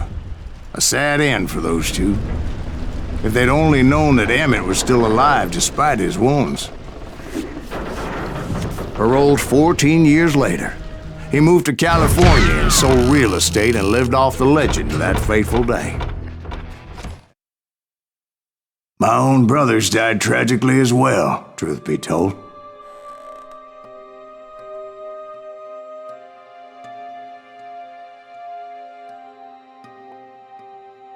It was 1868, and me and my older brothers were pulling a tidy profit running cattle into Juarez, Mexico. One night after my brothers retired for the evening, I found a little poker game in a cantina with a couple of cowboys. And I just couldn't lose. I even won an old Spanish coin that had to be 100 years old. Well, I was mighty pleased with myself the next morning as my brothers and I rode for Texas. But before we crossed the border, those cowboys caught up with us. It was Johnny Ringo, Roscoe Bob Bryant, and another asshole named Jim. They wanted their money back and everything else we had, including our lives, as those boys didn't want us coming for them later. Bob put that old Spanish coin in my mouth and said, "I won't have it said that I left you with nothing, boy." Well, those horses bolted, and there we hung as those bastards rode away. The branch finally snapped under the weight of the three of us, but being my older brothers were bigger and heavier, they were already dead. And right then I swore to myself that I would avenge them. Ringo you know about, but Bob eluded me. Until I heard he was riding with the Wild Bunch. I'd been on their trail for months, ever since they left their hideout in the Bighorn Mountains. Led by Butch Cassidy, they were a loose association of outlaws who robbed banks and trains from Colorado to Montana. Among them was the Sundance Kid, and that murderous hombre I was tracking, Roscoe Bob Bryant. Were you a part of that giant Pinkerton posse after the Wild Bunch? No, boy. A circus like that would have slowed me down. Besides, I wanted Bryant all to myself. I'd heard about a large shipment of gold being transported to Wilcox, Wyoming on the Overland Flyer. I figured the Wild Bunch would likely hit such a treasure, and by God, I figured right. They blew the bridge with the intention of forcing the train to stop. Well, I assumed the Wild Bunch was likely in the still intact part of the train high above, so I had no choice but to make my way up through the passenger cars dangling down. I was determined to make that sumbitch Bob pay for what he did to my brothers.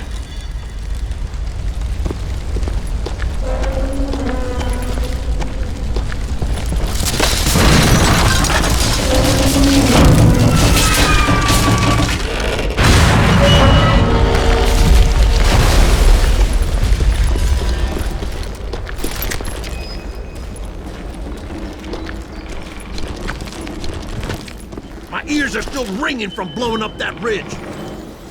What'd you say? I can't hear a goddamn thing. Well, I made my way off unscathed and came upon a few members of the gang and had no choice but to dispatch them.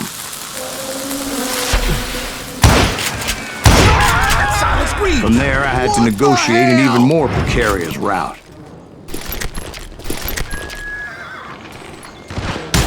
But first, I would need to get my ass out of there.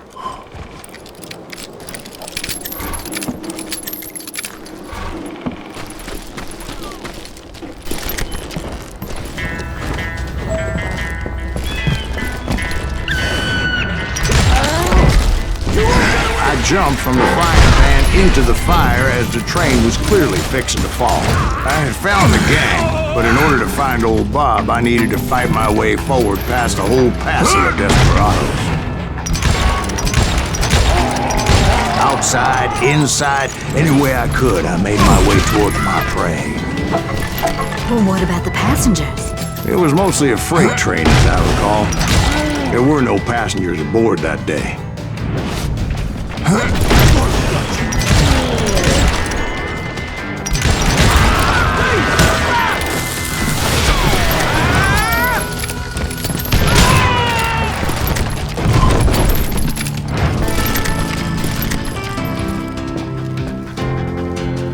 As I mentioned before, I am not fond of heights, but I was too busy dodging bullets to worry about falling to my death. Odds were I was likely to die that day anyway, so I was determined to take down as many of those bastards as I could. Your luck just ran out.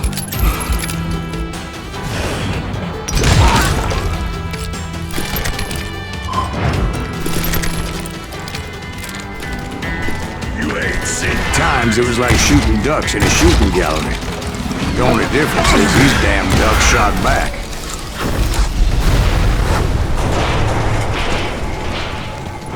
I kept hoping the law would show up and give me a You hand. mean like that giant Pinkerton posse that I read about?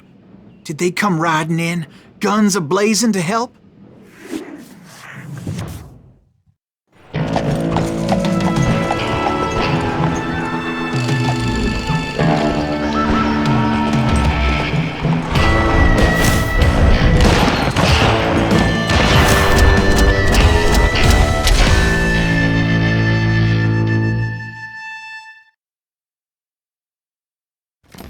Help?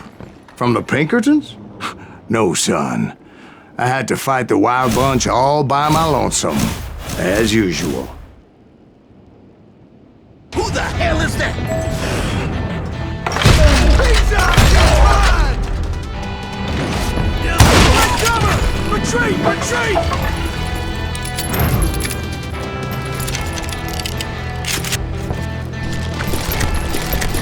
He's killing everybody! He called down the trouble. They'll kill us all!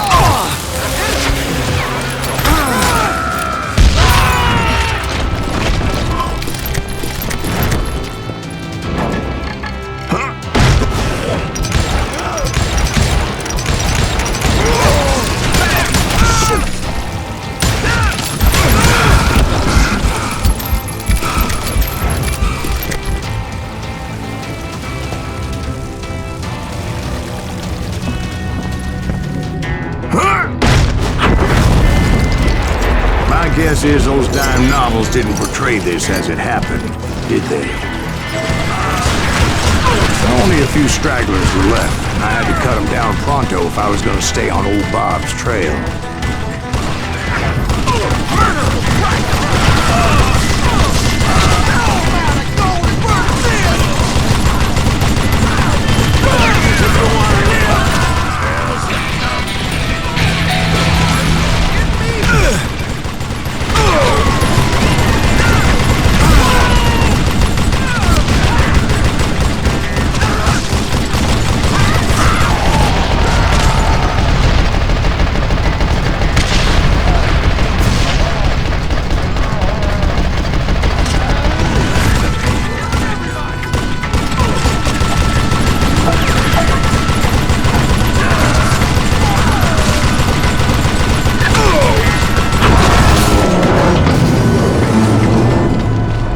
Once I silenced all those guns, I went searching for my nemesis, determined to finally have my justice. But the only survivor who welcomed me was George Flat-Nosed Curry. Who was he? The fastest gun in the gang. Right after Sundance, I mean. And Kid Curry, and maybe Elsie Lay. Though some folks might dispute that.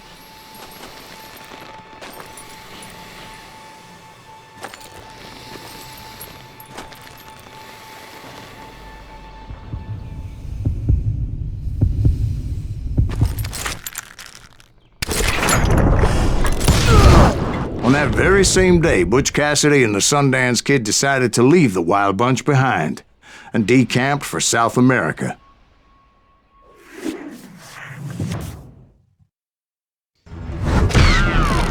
They ended up living down there for many years, but I'm sure you already know all about that.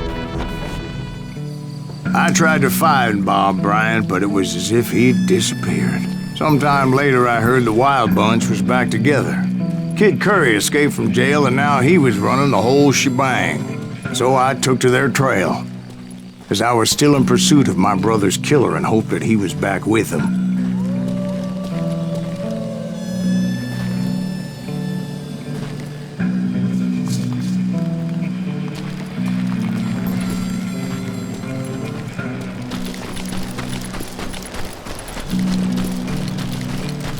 That Kid Curry's kinda crazy, ain't he? Don't let him hear you saying that. Anyways, I tracked those boys to a camp right outside Parachute, Colorado.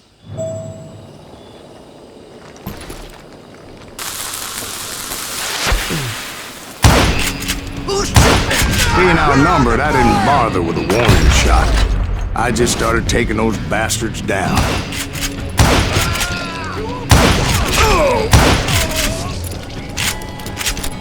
Old Bob wasn't among them, and neither was Kid Curry. I could sense him close by, however, plotting something nasty. I just needed a clue as to their whereabouts. And I found one.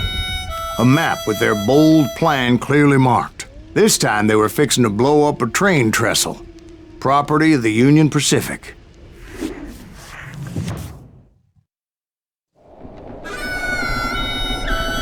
The plan clearly indicated how they were fixing to undermine several of the weakest wooden supports.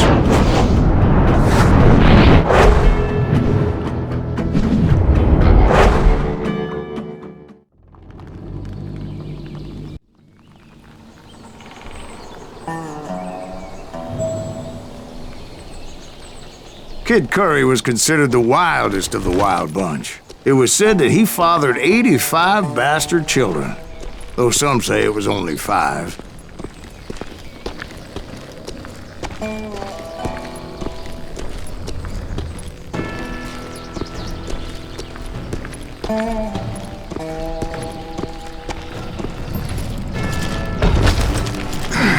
Kid Curry had bragged to a whore how he was gonna rob a train heading to the U.S. Mint in Denver. And that whore, Fat Sally, she told me. The bridge was rigged with dynamite, so I decided I'd best be careful confronting those bastards.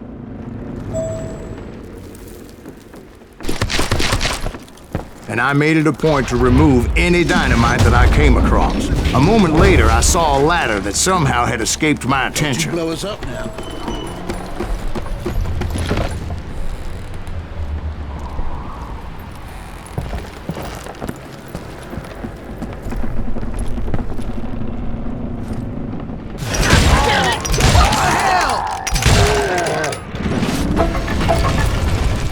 But the Wild Bunch did not take kindly to my presence and attempted to blow my head off.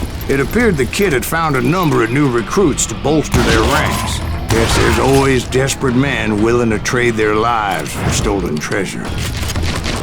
What happened next? Well, having removed the first bundle of dynamite, I decided I might as well remove the other one. Once that was done, I figured I'd find my way from there.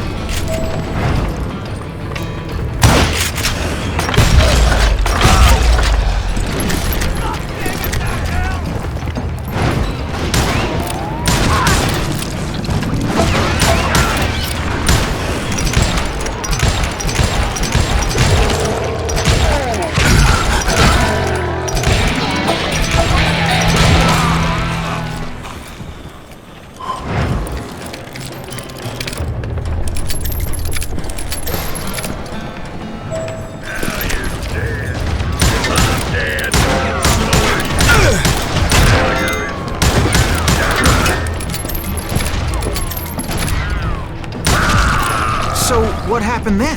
Had to remove more of that damn dynamite.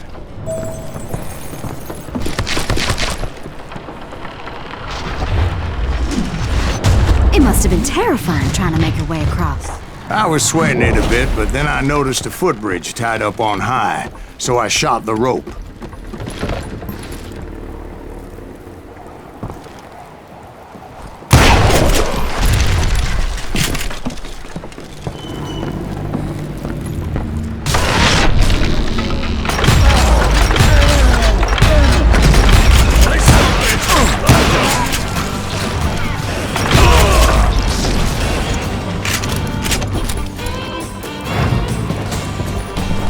So that was all the dynamite?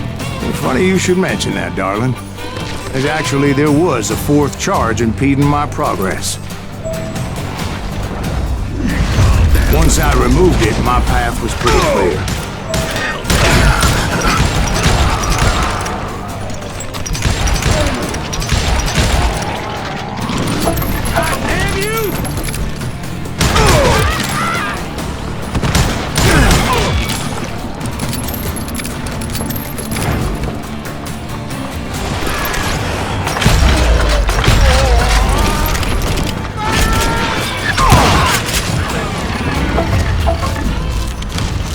So I proceeded onward. I realized that that way just wasn't gonna work. I needed an alternate path forward.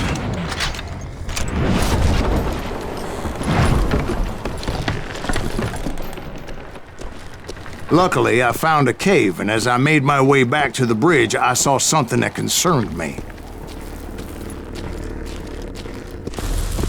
It was a long burning fuse, and it was moving fast as hell. I had to catch it.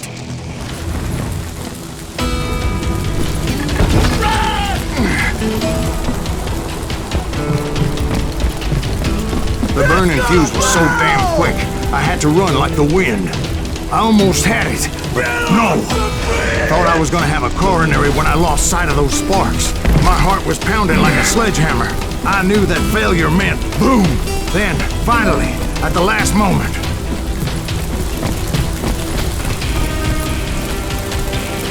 whew. Of course, I was successful, or clearly I wouldn't be talking to you folks here today. Naturally, I removed the last dynamite charge. Well, it was a touching reunion. But by this time, I was thoroughly exhausted and dragging my ass, as I was not a young man anymore.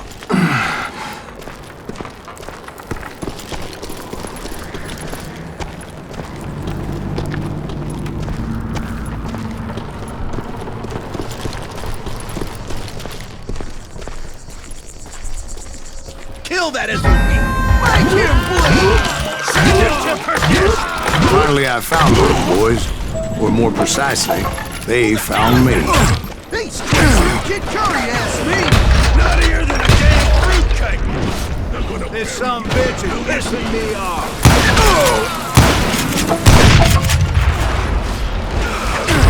He's hurting now! Just when I thought things couldn't get worse, Kid Curry opened up on me with a goddamn Gatling gun. It was hidden in this tunnel and pretty well shielded. You want him or a son of a bitch?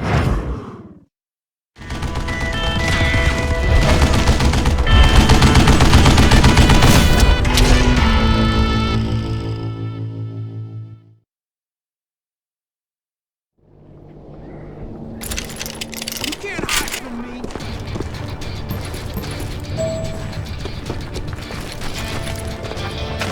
Can't believe you keep...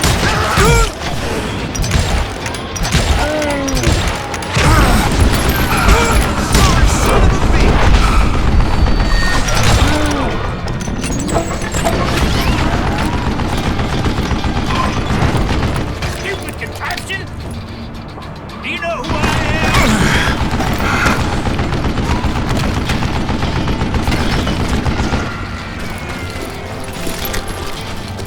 Luckily, I had located some dynamite. I still, however, had my work cut out for me.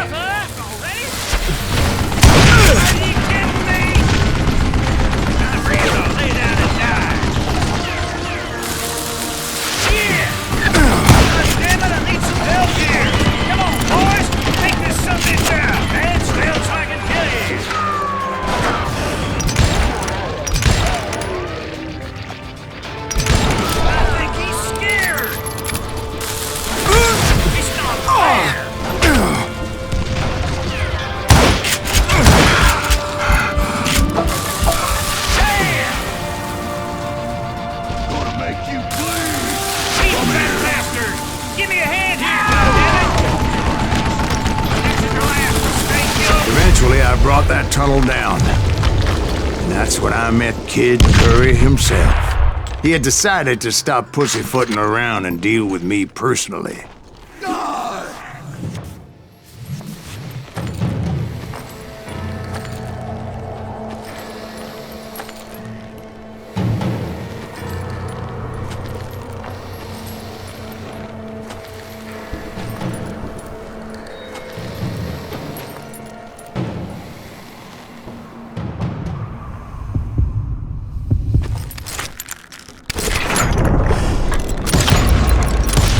Fast as he was, I was just a bit faster. And as he lay wounded, I demanded to know the whereabouts of Roscoe Bob Bryant. He shouted at me, "Is that what this is about? Bob went with Butch and Sundance to South America. You ain't never finding him."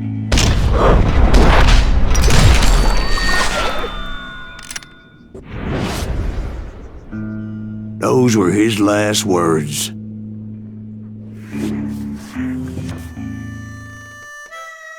So, Bob Bryant got away? I knew I'd never find him in South America. What about the other killer? Yeah, you kinda glossed over that one. Well, I found Jim not long after my showdown with Ringo. At the time, he was riding with the James Younger gang. Did I neglect to mention that?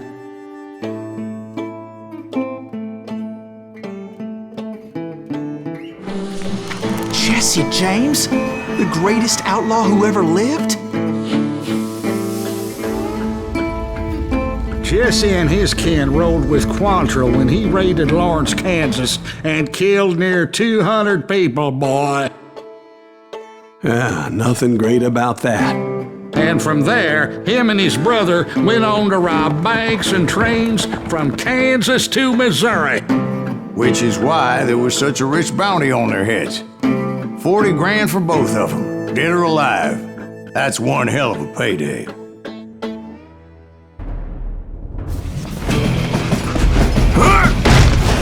I confronted them as they were robbing a train. Bullets were flying at me from every which way. But I knew I'd have to fight my way forward if I was gonna find this Jim.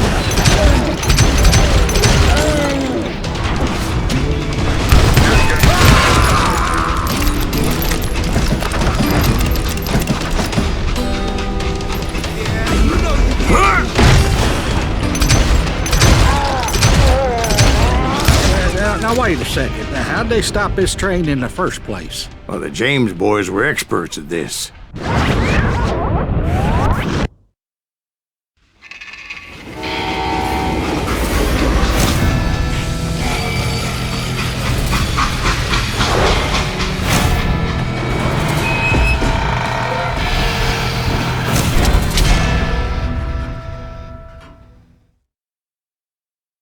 They hopped a freight train having heard there was a big payroll in the express safe.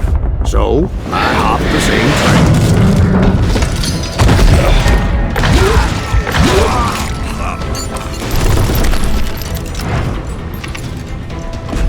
The James Younger gang was decimated after that little fiasco they had in Northfield, Minnesota. So Jesse needed more men and took on the killer I was after, along with a host of others. I was hoping to find my man and put a bullet in his head. God damn you! Climbing around that train, I must have swallowed 100 damn bugs before I reached James that... Younger gang committed the first train robbery west of the Mississippi. Sounds like you hold them in high regard. Everyone knows they were the most famous outlaw gang ever. And you took them all on by your lonesome. Again, I'm finding this all a little hard to swallow, friend. Well, maybe you need to wash it down with some whiskey. By the way, did I mention that train was flying down those tracks like a bat out of hell? I'm gonna cut you in two. Anyway, excuse me, Ben. Where would I find the gentleman's facilities? Suddenly I have an urgent need to drain my one-eyed snake. Well, I've had more than a few drinks, and I've been sitting here for quite a spell. Right through there. Let me show you. I never heard so much malarkey in my life. You think he's bullshitting us? You don't think he's Silas Greaves? I think he's just some old drunk looking for some free liquor.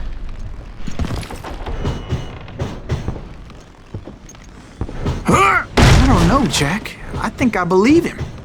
You don't think he met Jesse James? Boy, you gotta be kidding me. That story makes no sense at all. Jack. I mean, you gotta be two bricks short of a load to believe that cock and bull story. I don't agree.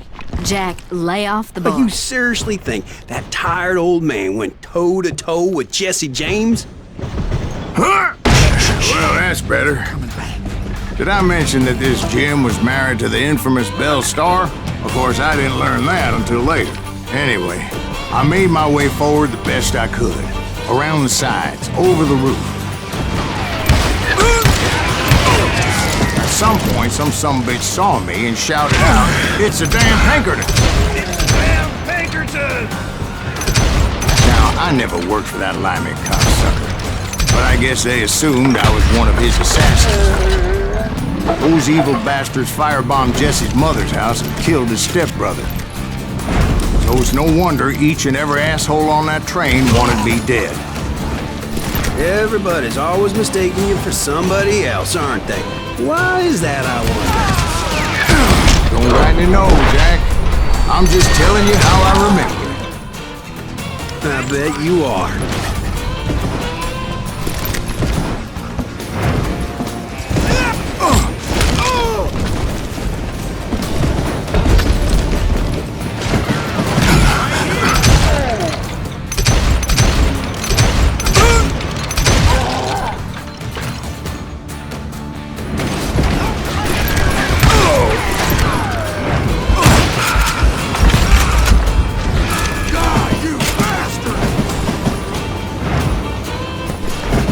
I came across a flat car piled high with logs and had to come up with a creative way to make my way forward.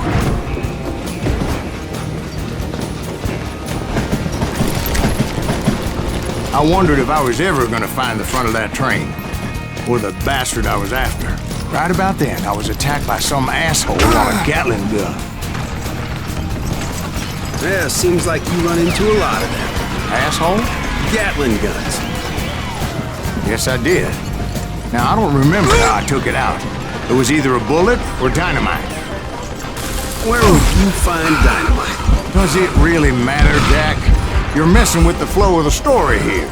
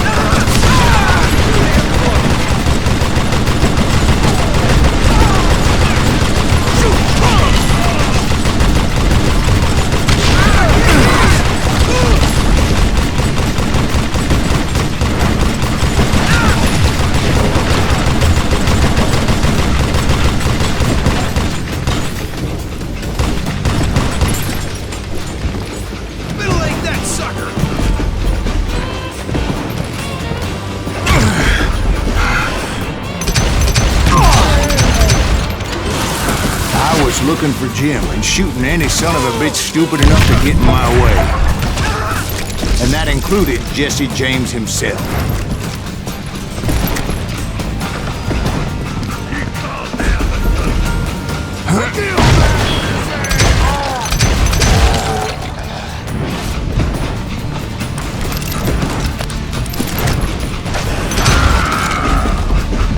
There sure were a lot of men determined to die that day. You better hide!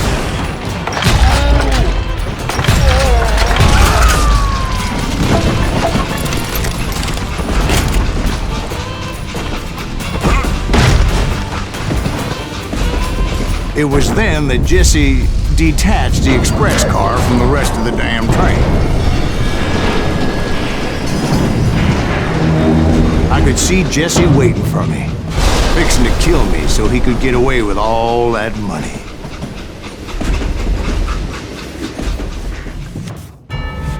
You had a showdown with Jesse James? Of course he didn't. Everybody knows that Jesse was killed by Bob Ford. Yeah, Jesse went out like John Wesley Hardin. Coward shot him in the back of the head. Guess it doesn't matter how far you run, does it, Ben? Your past always catches up with you.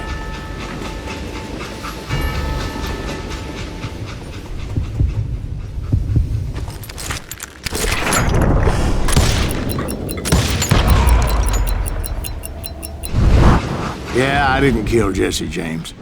Just wounded him bad enough to convince him to hang up his guns. What about that Jim fella? What happened to him? I figure he was up front with a gun to the engineer's head. That bastard slipped away again. I'll tell you how I got him. But first I need to wet my whistle. After my showdown with Jesse, I continued to track his brother, Frank, and that son of a bitch Jim. I followed those bastards into the high mountains as they were going to ground. What mountains would that be? Somewhere in the Ozarks, I believe. The perfect place to hide out from the authorities.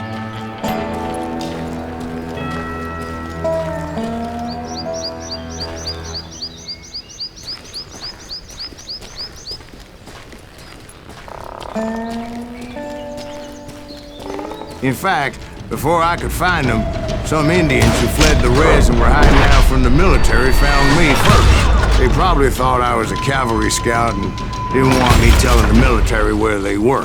Indians? Yeah, they could have been Cheyenne, but there was all sorts of renegades roaming the landscape back then. Like that time, did I tell you about Grey Wolf? Yes, sir. You did. Of course I did. In fact, I can still remember that old medicine man's words to me. Jesus Christ, we're back to that again. You carry great darkness in your heart. It will claim your soul. You will come to this place again and kill many more men, and the darkness will grow until it consumes everything you are.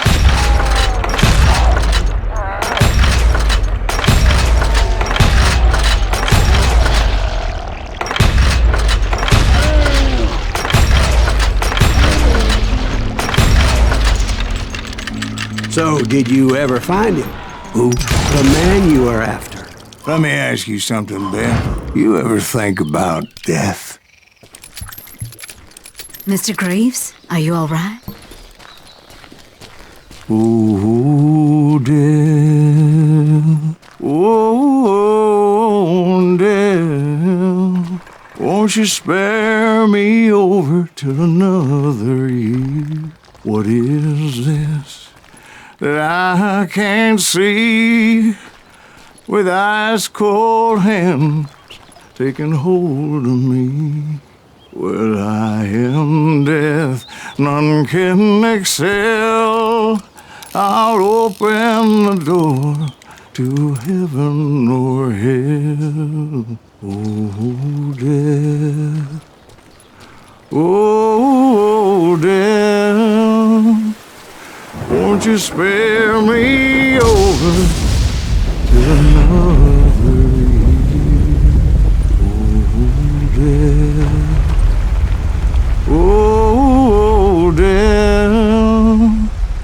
won't you spare me over till another year? So are you gonna answer the question? What question is that? Jim Reed. Did you ever find him? Reed was indeed that son of a bitch's surname. That's right, Ben. A despicable character. I remember him laughing like a hyena that cold morning they lynched me and my brothers. He was intent on avoiding my vengeance, but nothing was gonna stop me. Nothing.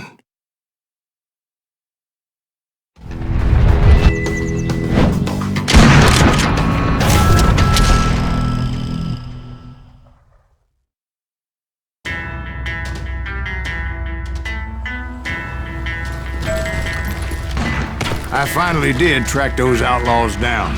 They had long rifles with scopes and were well positioned to pick off any poor soul who came anywhere close.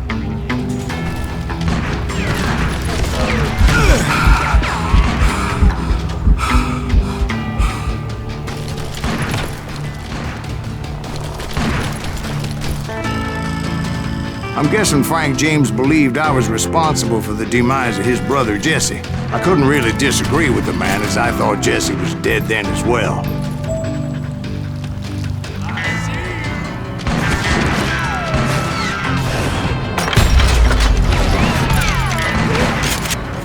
He backed off as I closed in on him, but he was still intent on killing me. And when I closed in on him again, he backed off again, looking for a better angle.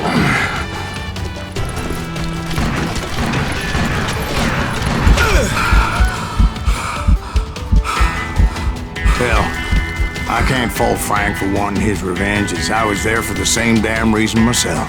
At this point, I'm guessing you think Silas Greaves is a worse murderer than Jim Reed ever was. No, sir. A man who spent half his life killing somebody's brothers, fathers, sons. I think you were just looking for justice, sir. Is that what I was looking for, Dwight? Is that what it was? Justice?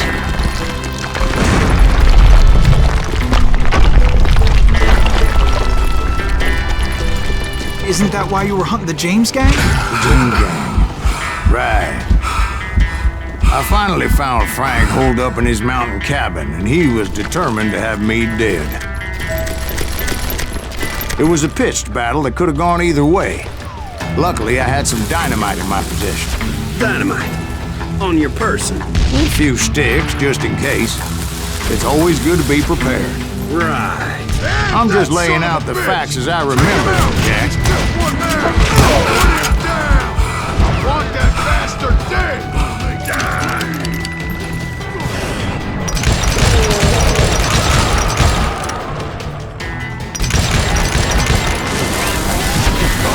You a newsman!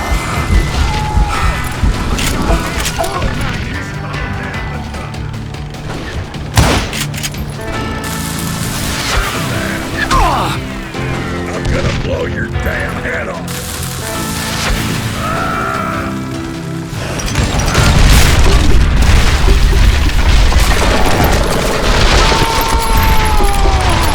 That old shack? Well, it went tumbling right off that cliff. With Frank James still in it? Yes, sir. But Frank James is still alive, living in Missouri, showing folks around the family farm for 25 cents a tour. I didn't say he died in the fall, now did I?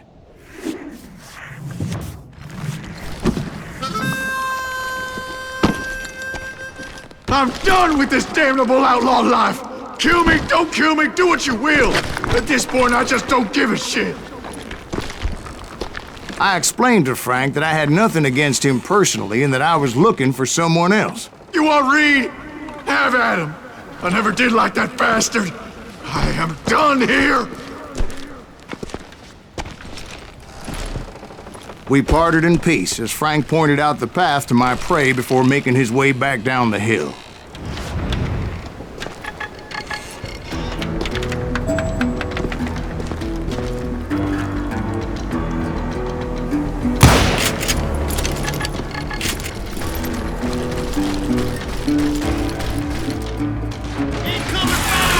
What happened with Reed? Well, I finally found the last of the gang hiding in a nearby cave. First, I had to dispatch the lookout, as I was determined not to let that murderer escape my revenge again. Time to kill you full of lead.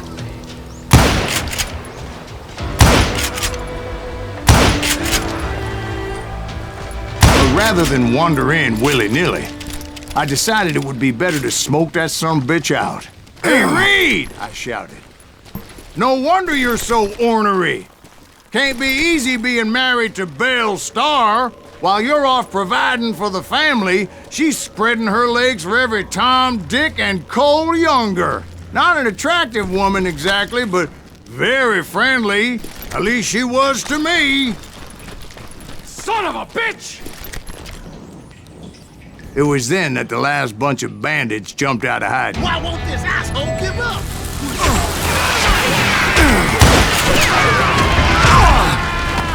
I don't think he knows.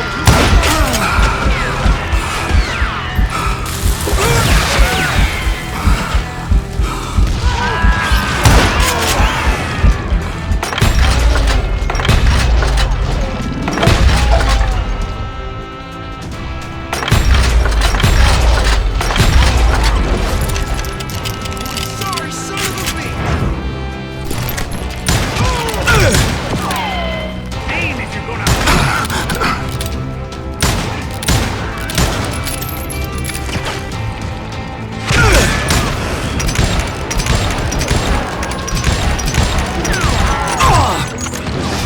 Would somebody put me down?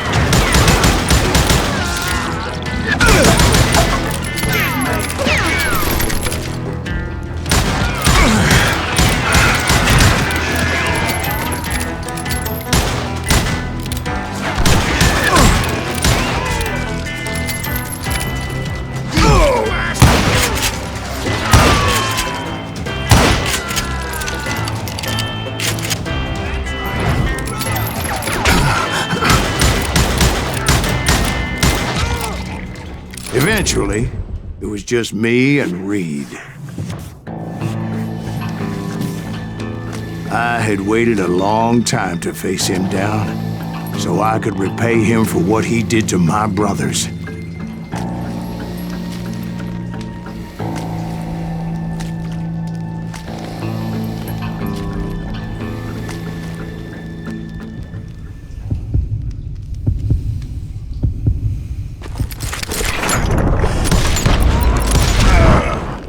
And repay him I did.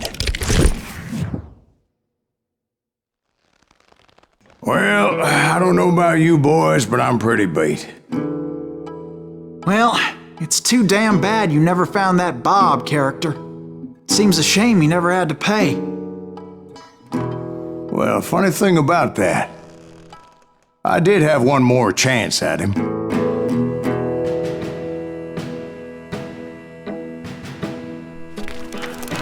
6 months ago, I heard that Butch and Sundance were back in the States and had gathered up some of their old gang. I tracked them down, hoping that Roscoe Bob Bryant had returned with them. So you're saying they didn't die down in Bolivia? That's what I'm saying.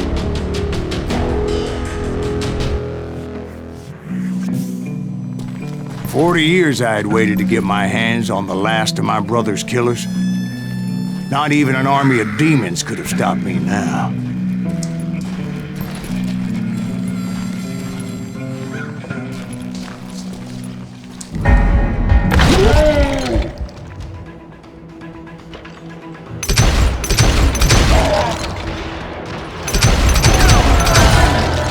Both Johnny Ringo and Jim Reed fell fairly quickly. But the last one, Roscoe Bob Bryant. That son of a bitch had managed to escape my vengeance time and time again. I couldn't even be certain I'd recognize him after all those years.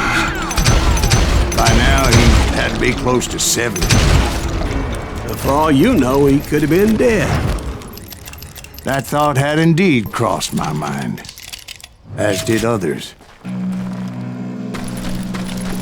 For instance, did my thirst for vengeance turn me into something worse than the man I was after?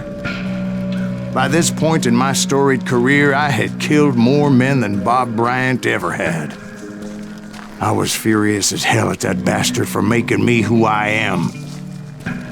A man with no family, no friends, no purpose except shooting Bob Bryant dead.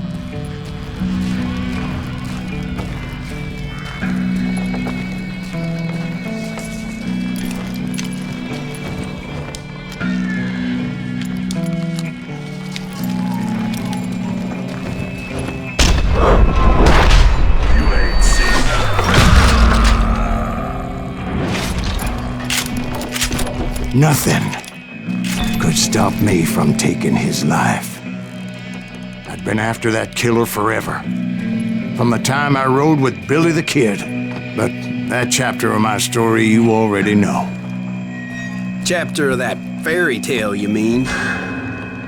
Suddenly, it was 1910. There I was, an old man roaming a ghost town dead almost 2 decades.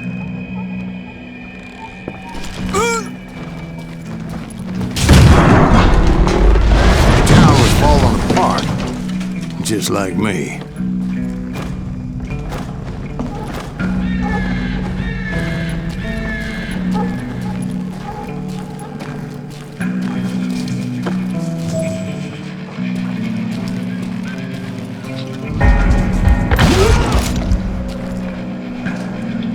But I wasn't about to call it quits.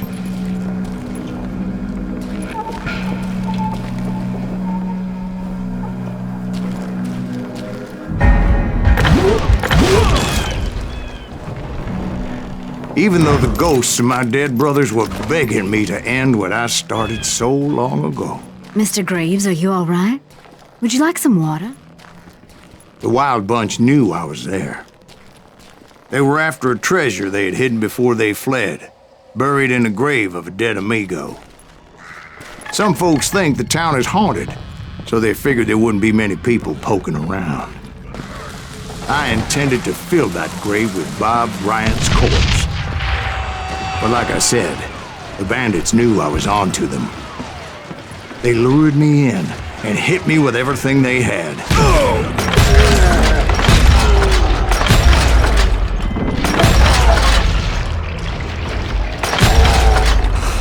How many of us is he gonna kill? Who the hell is that old man?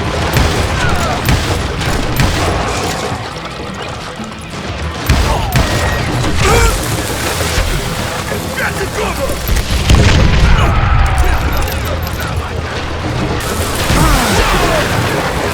But you obviously prevailed since you're sitting here telling us the tale. Actually, in that moment, I did not prevail. So I suppose we're talking to a ghost. Funny you should put it like that, Jack.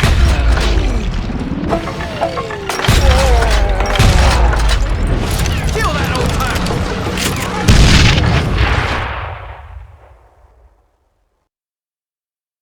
Because when I woke up, From the dead? there was silence all around me.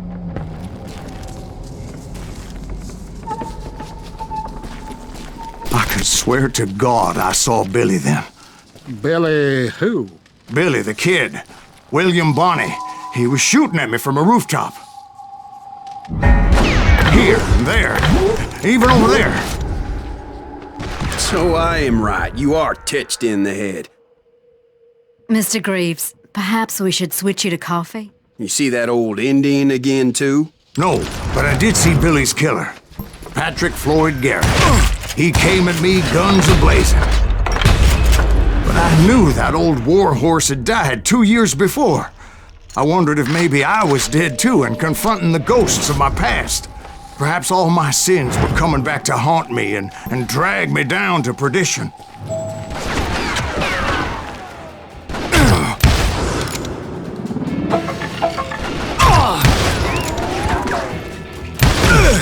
I saw Henry Plummer throw dynamite at me.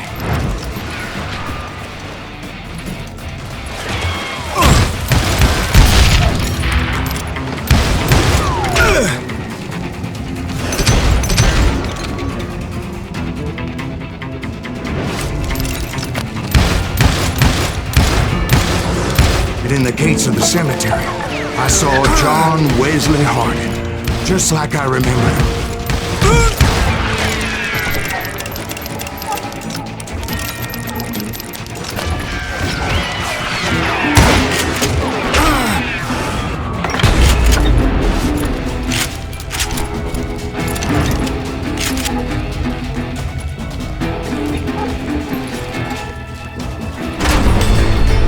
Robert Ollinger appeared with his terrible double-barrel shotgun.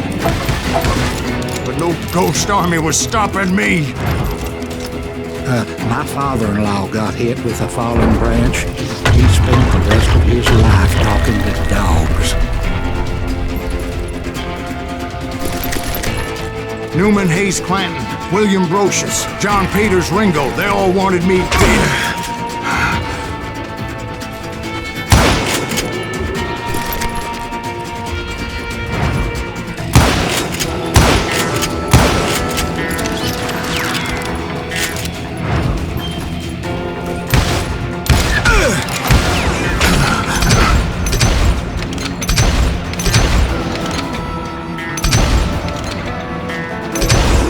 The Dalton brothers, Robert and Grattan, guardians of the Garden of the Dead.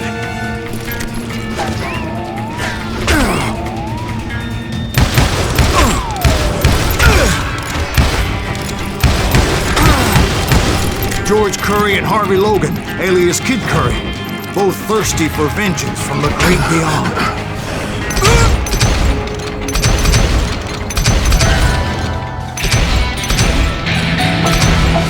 Jesse, Woodson, James, and Jim Reed. Each one deader than the next. I thought I would go crazy.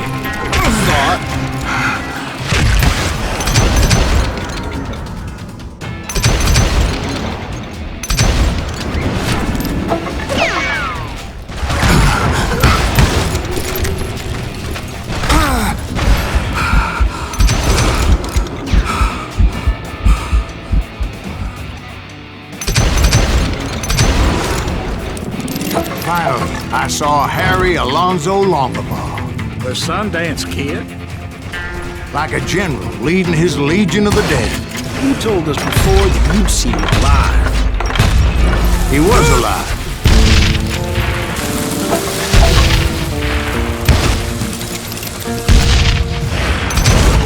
Then I heard a voice call to me from afar. It was Robert Leroy Parker, a.k.a. Butch Cassidy, coming at me from out of the fog. Thanks for taking care of that bastard.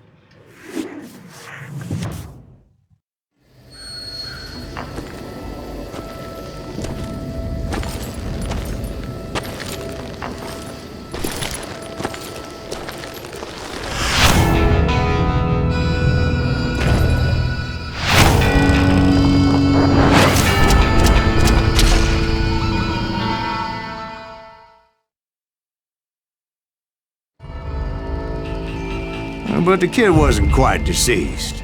Not yet. Takes more than one little bullet to kill the likes of me, partner. Those two looked like they hadn't seen each other for quite a while. Clearly, they were no longer amigos. Shit. I was hoping I wouldn't have to kill you. You won't have to, Butch. I'm killing you first. I asked them about Bob Bryant, but they were too busy with their own heated conversation. Let me get this shit straight. You want my money and the love of my life? You frittered it all away, Butch. Etta's mine. So is that damn money. I didn't want to shoot anybody until I had an answer to my question, but those boys didn't give me much of a choice.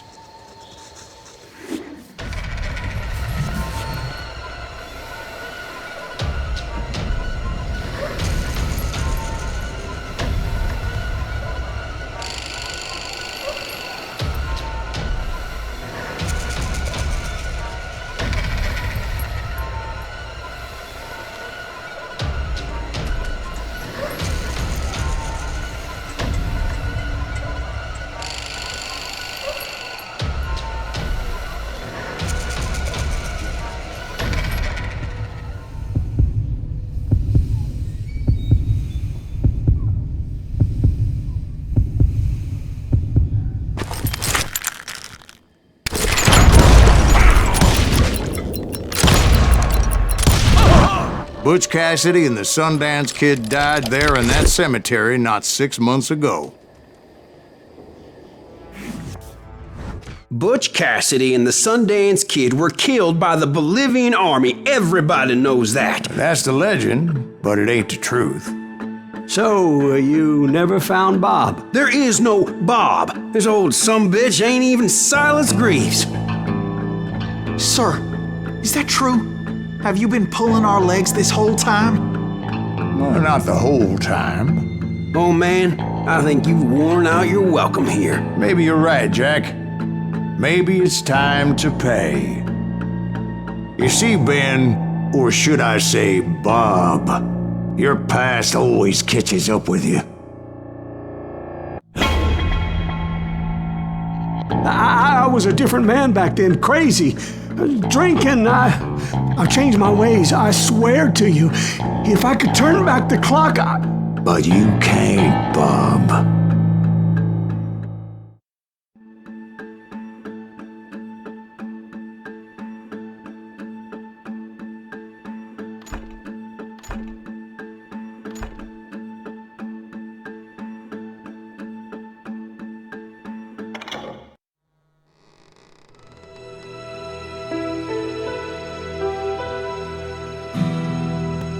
Why'd you toy with me like that? Telling those tales, knowing all along.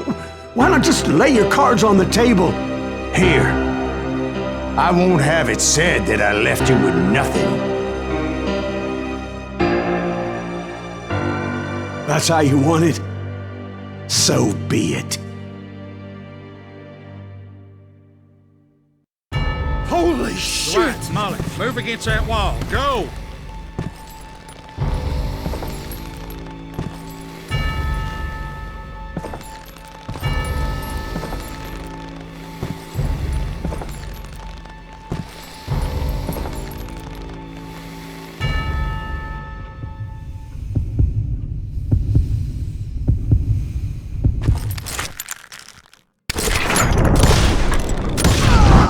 Oh my God! Oh, Jesus!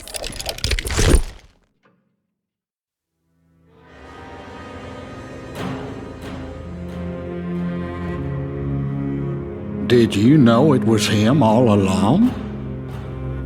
Cassidy told me Bob was in Abilene before he died. But I wasn't sure Ben was my man until he revealed how much he knew about Ringo and Reed. The coin, of course. Well, that was the last nail in that particular coffin. I better go get the sheriff. You okay, boy? You're looking mighty shook up. Dwight, maybe you best go home. Young Eisenhower here is leaving for West Point tomorrow. He shouldn't get caught up in something like this. I think I might head out myself at this juncture. Unless you want to stop me, Jack. No, sir, Mr. Greaves. So where you going now? Now that you had your revenge? Doesn't really matter, does it? As I've sold my soul for it, and will never again walk with those I have lost.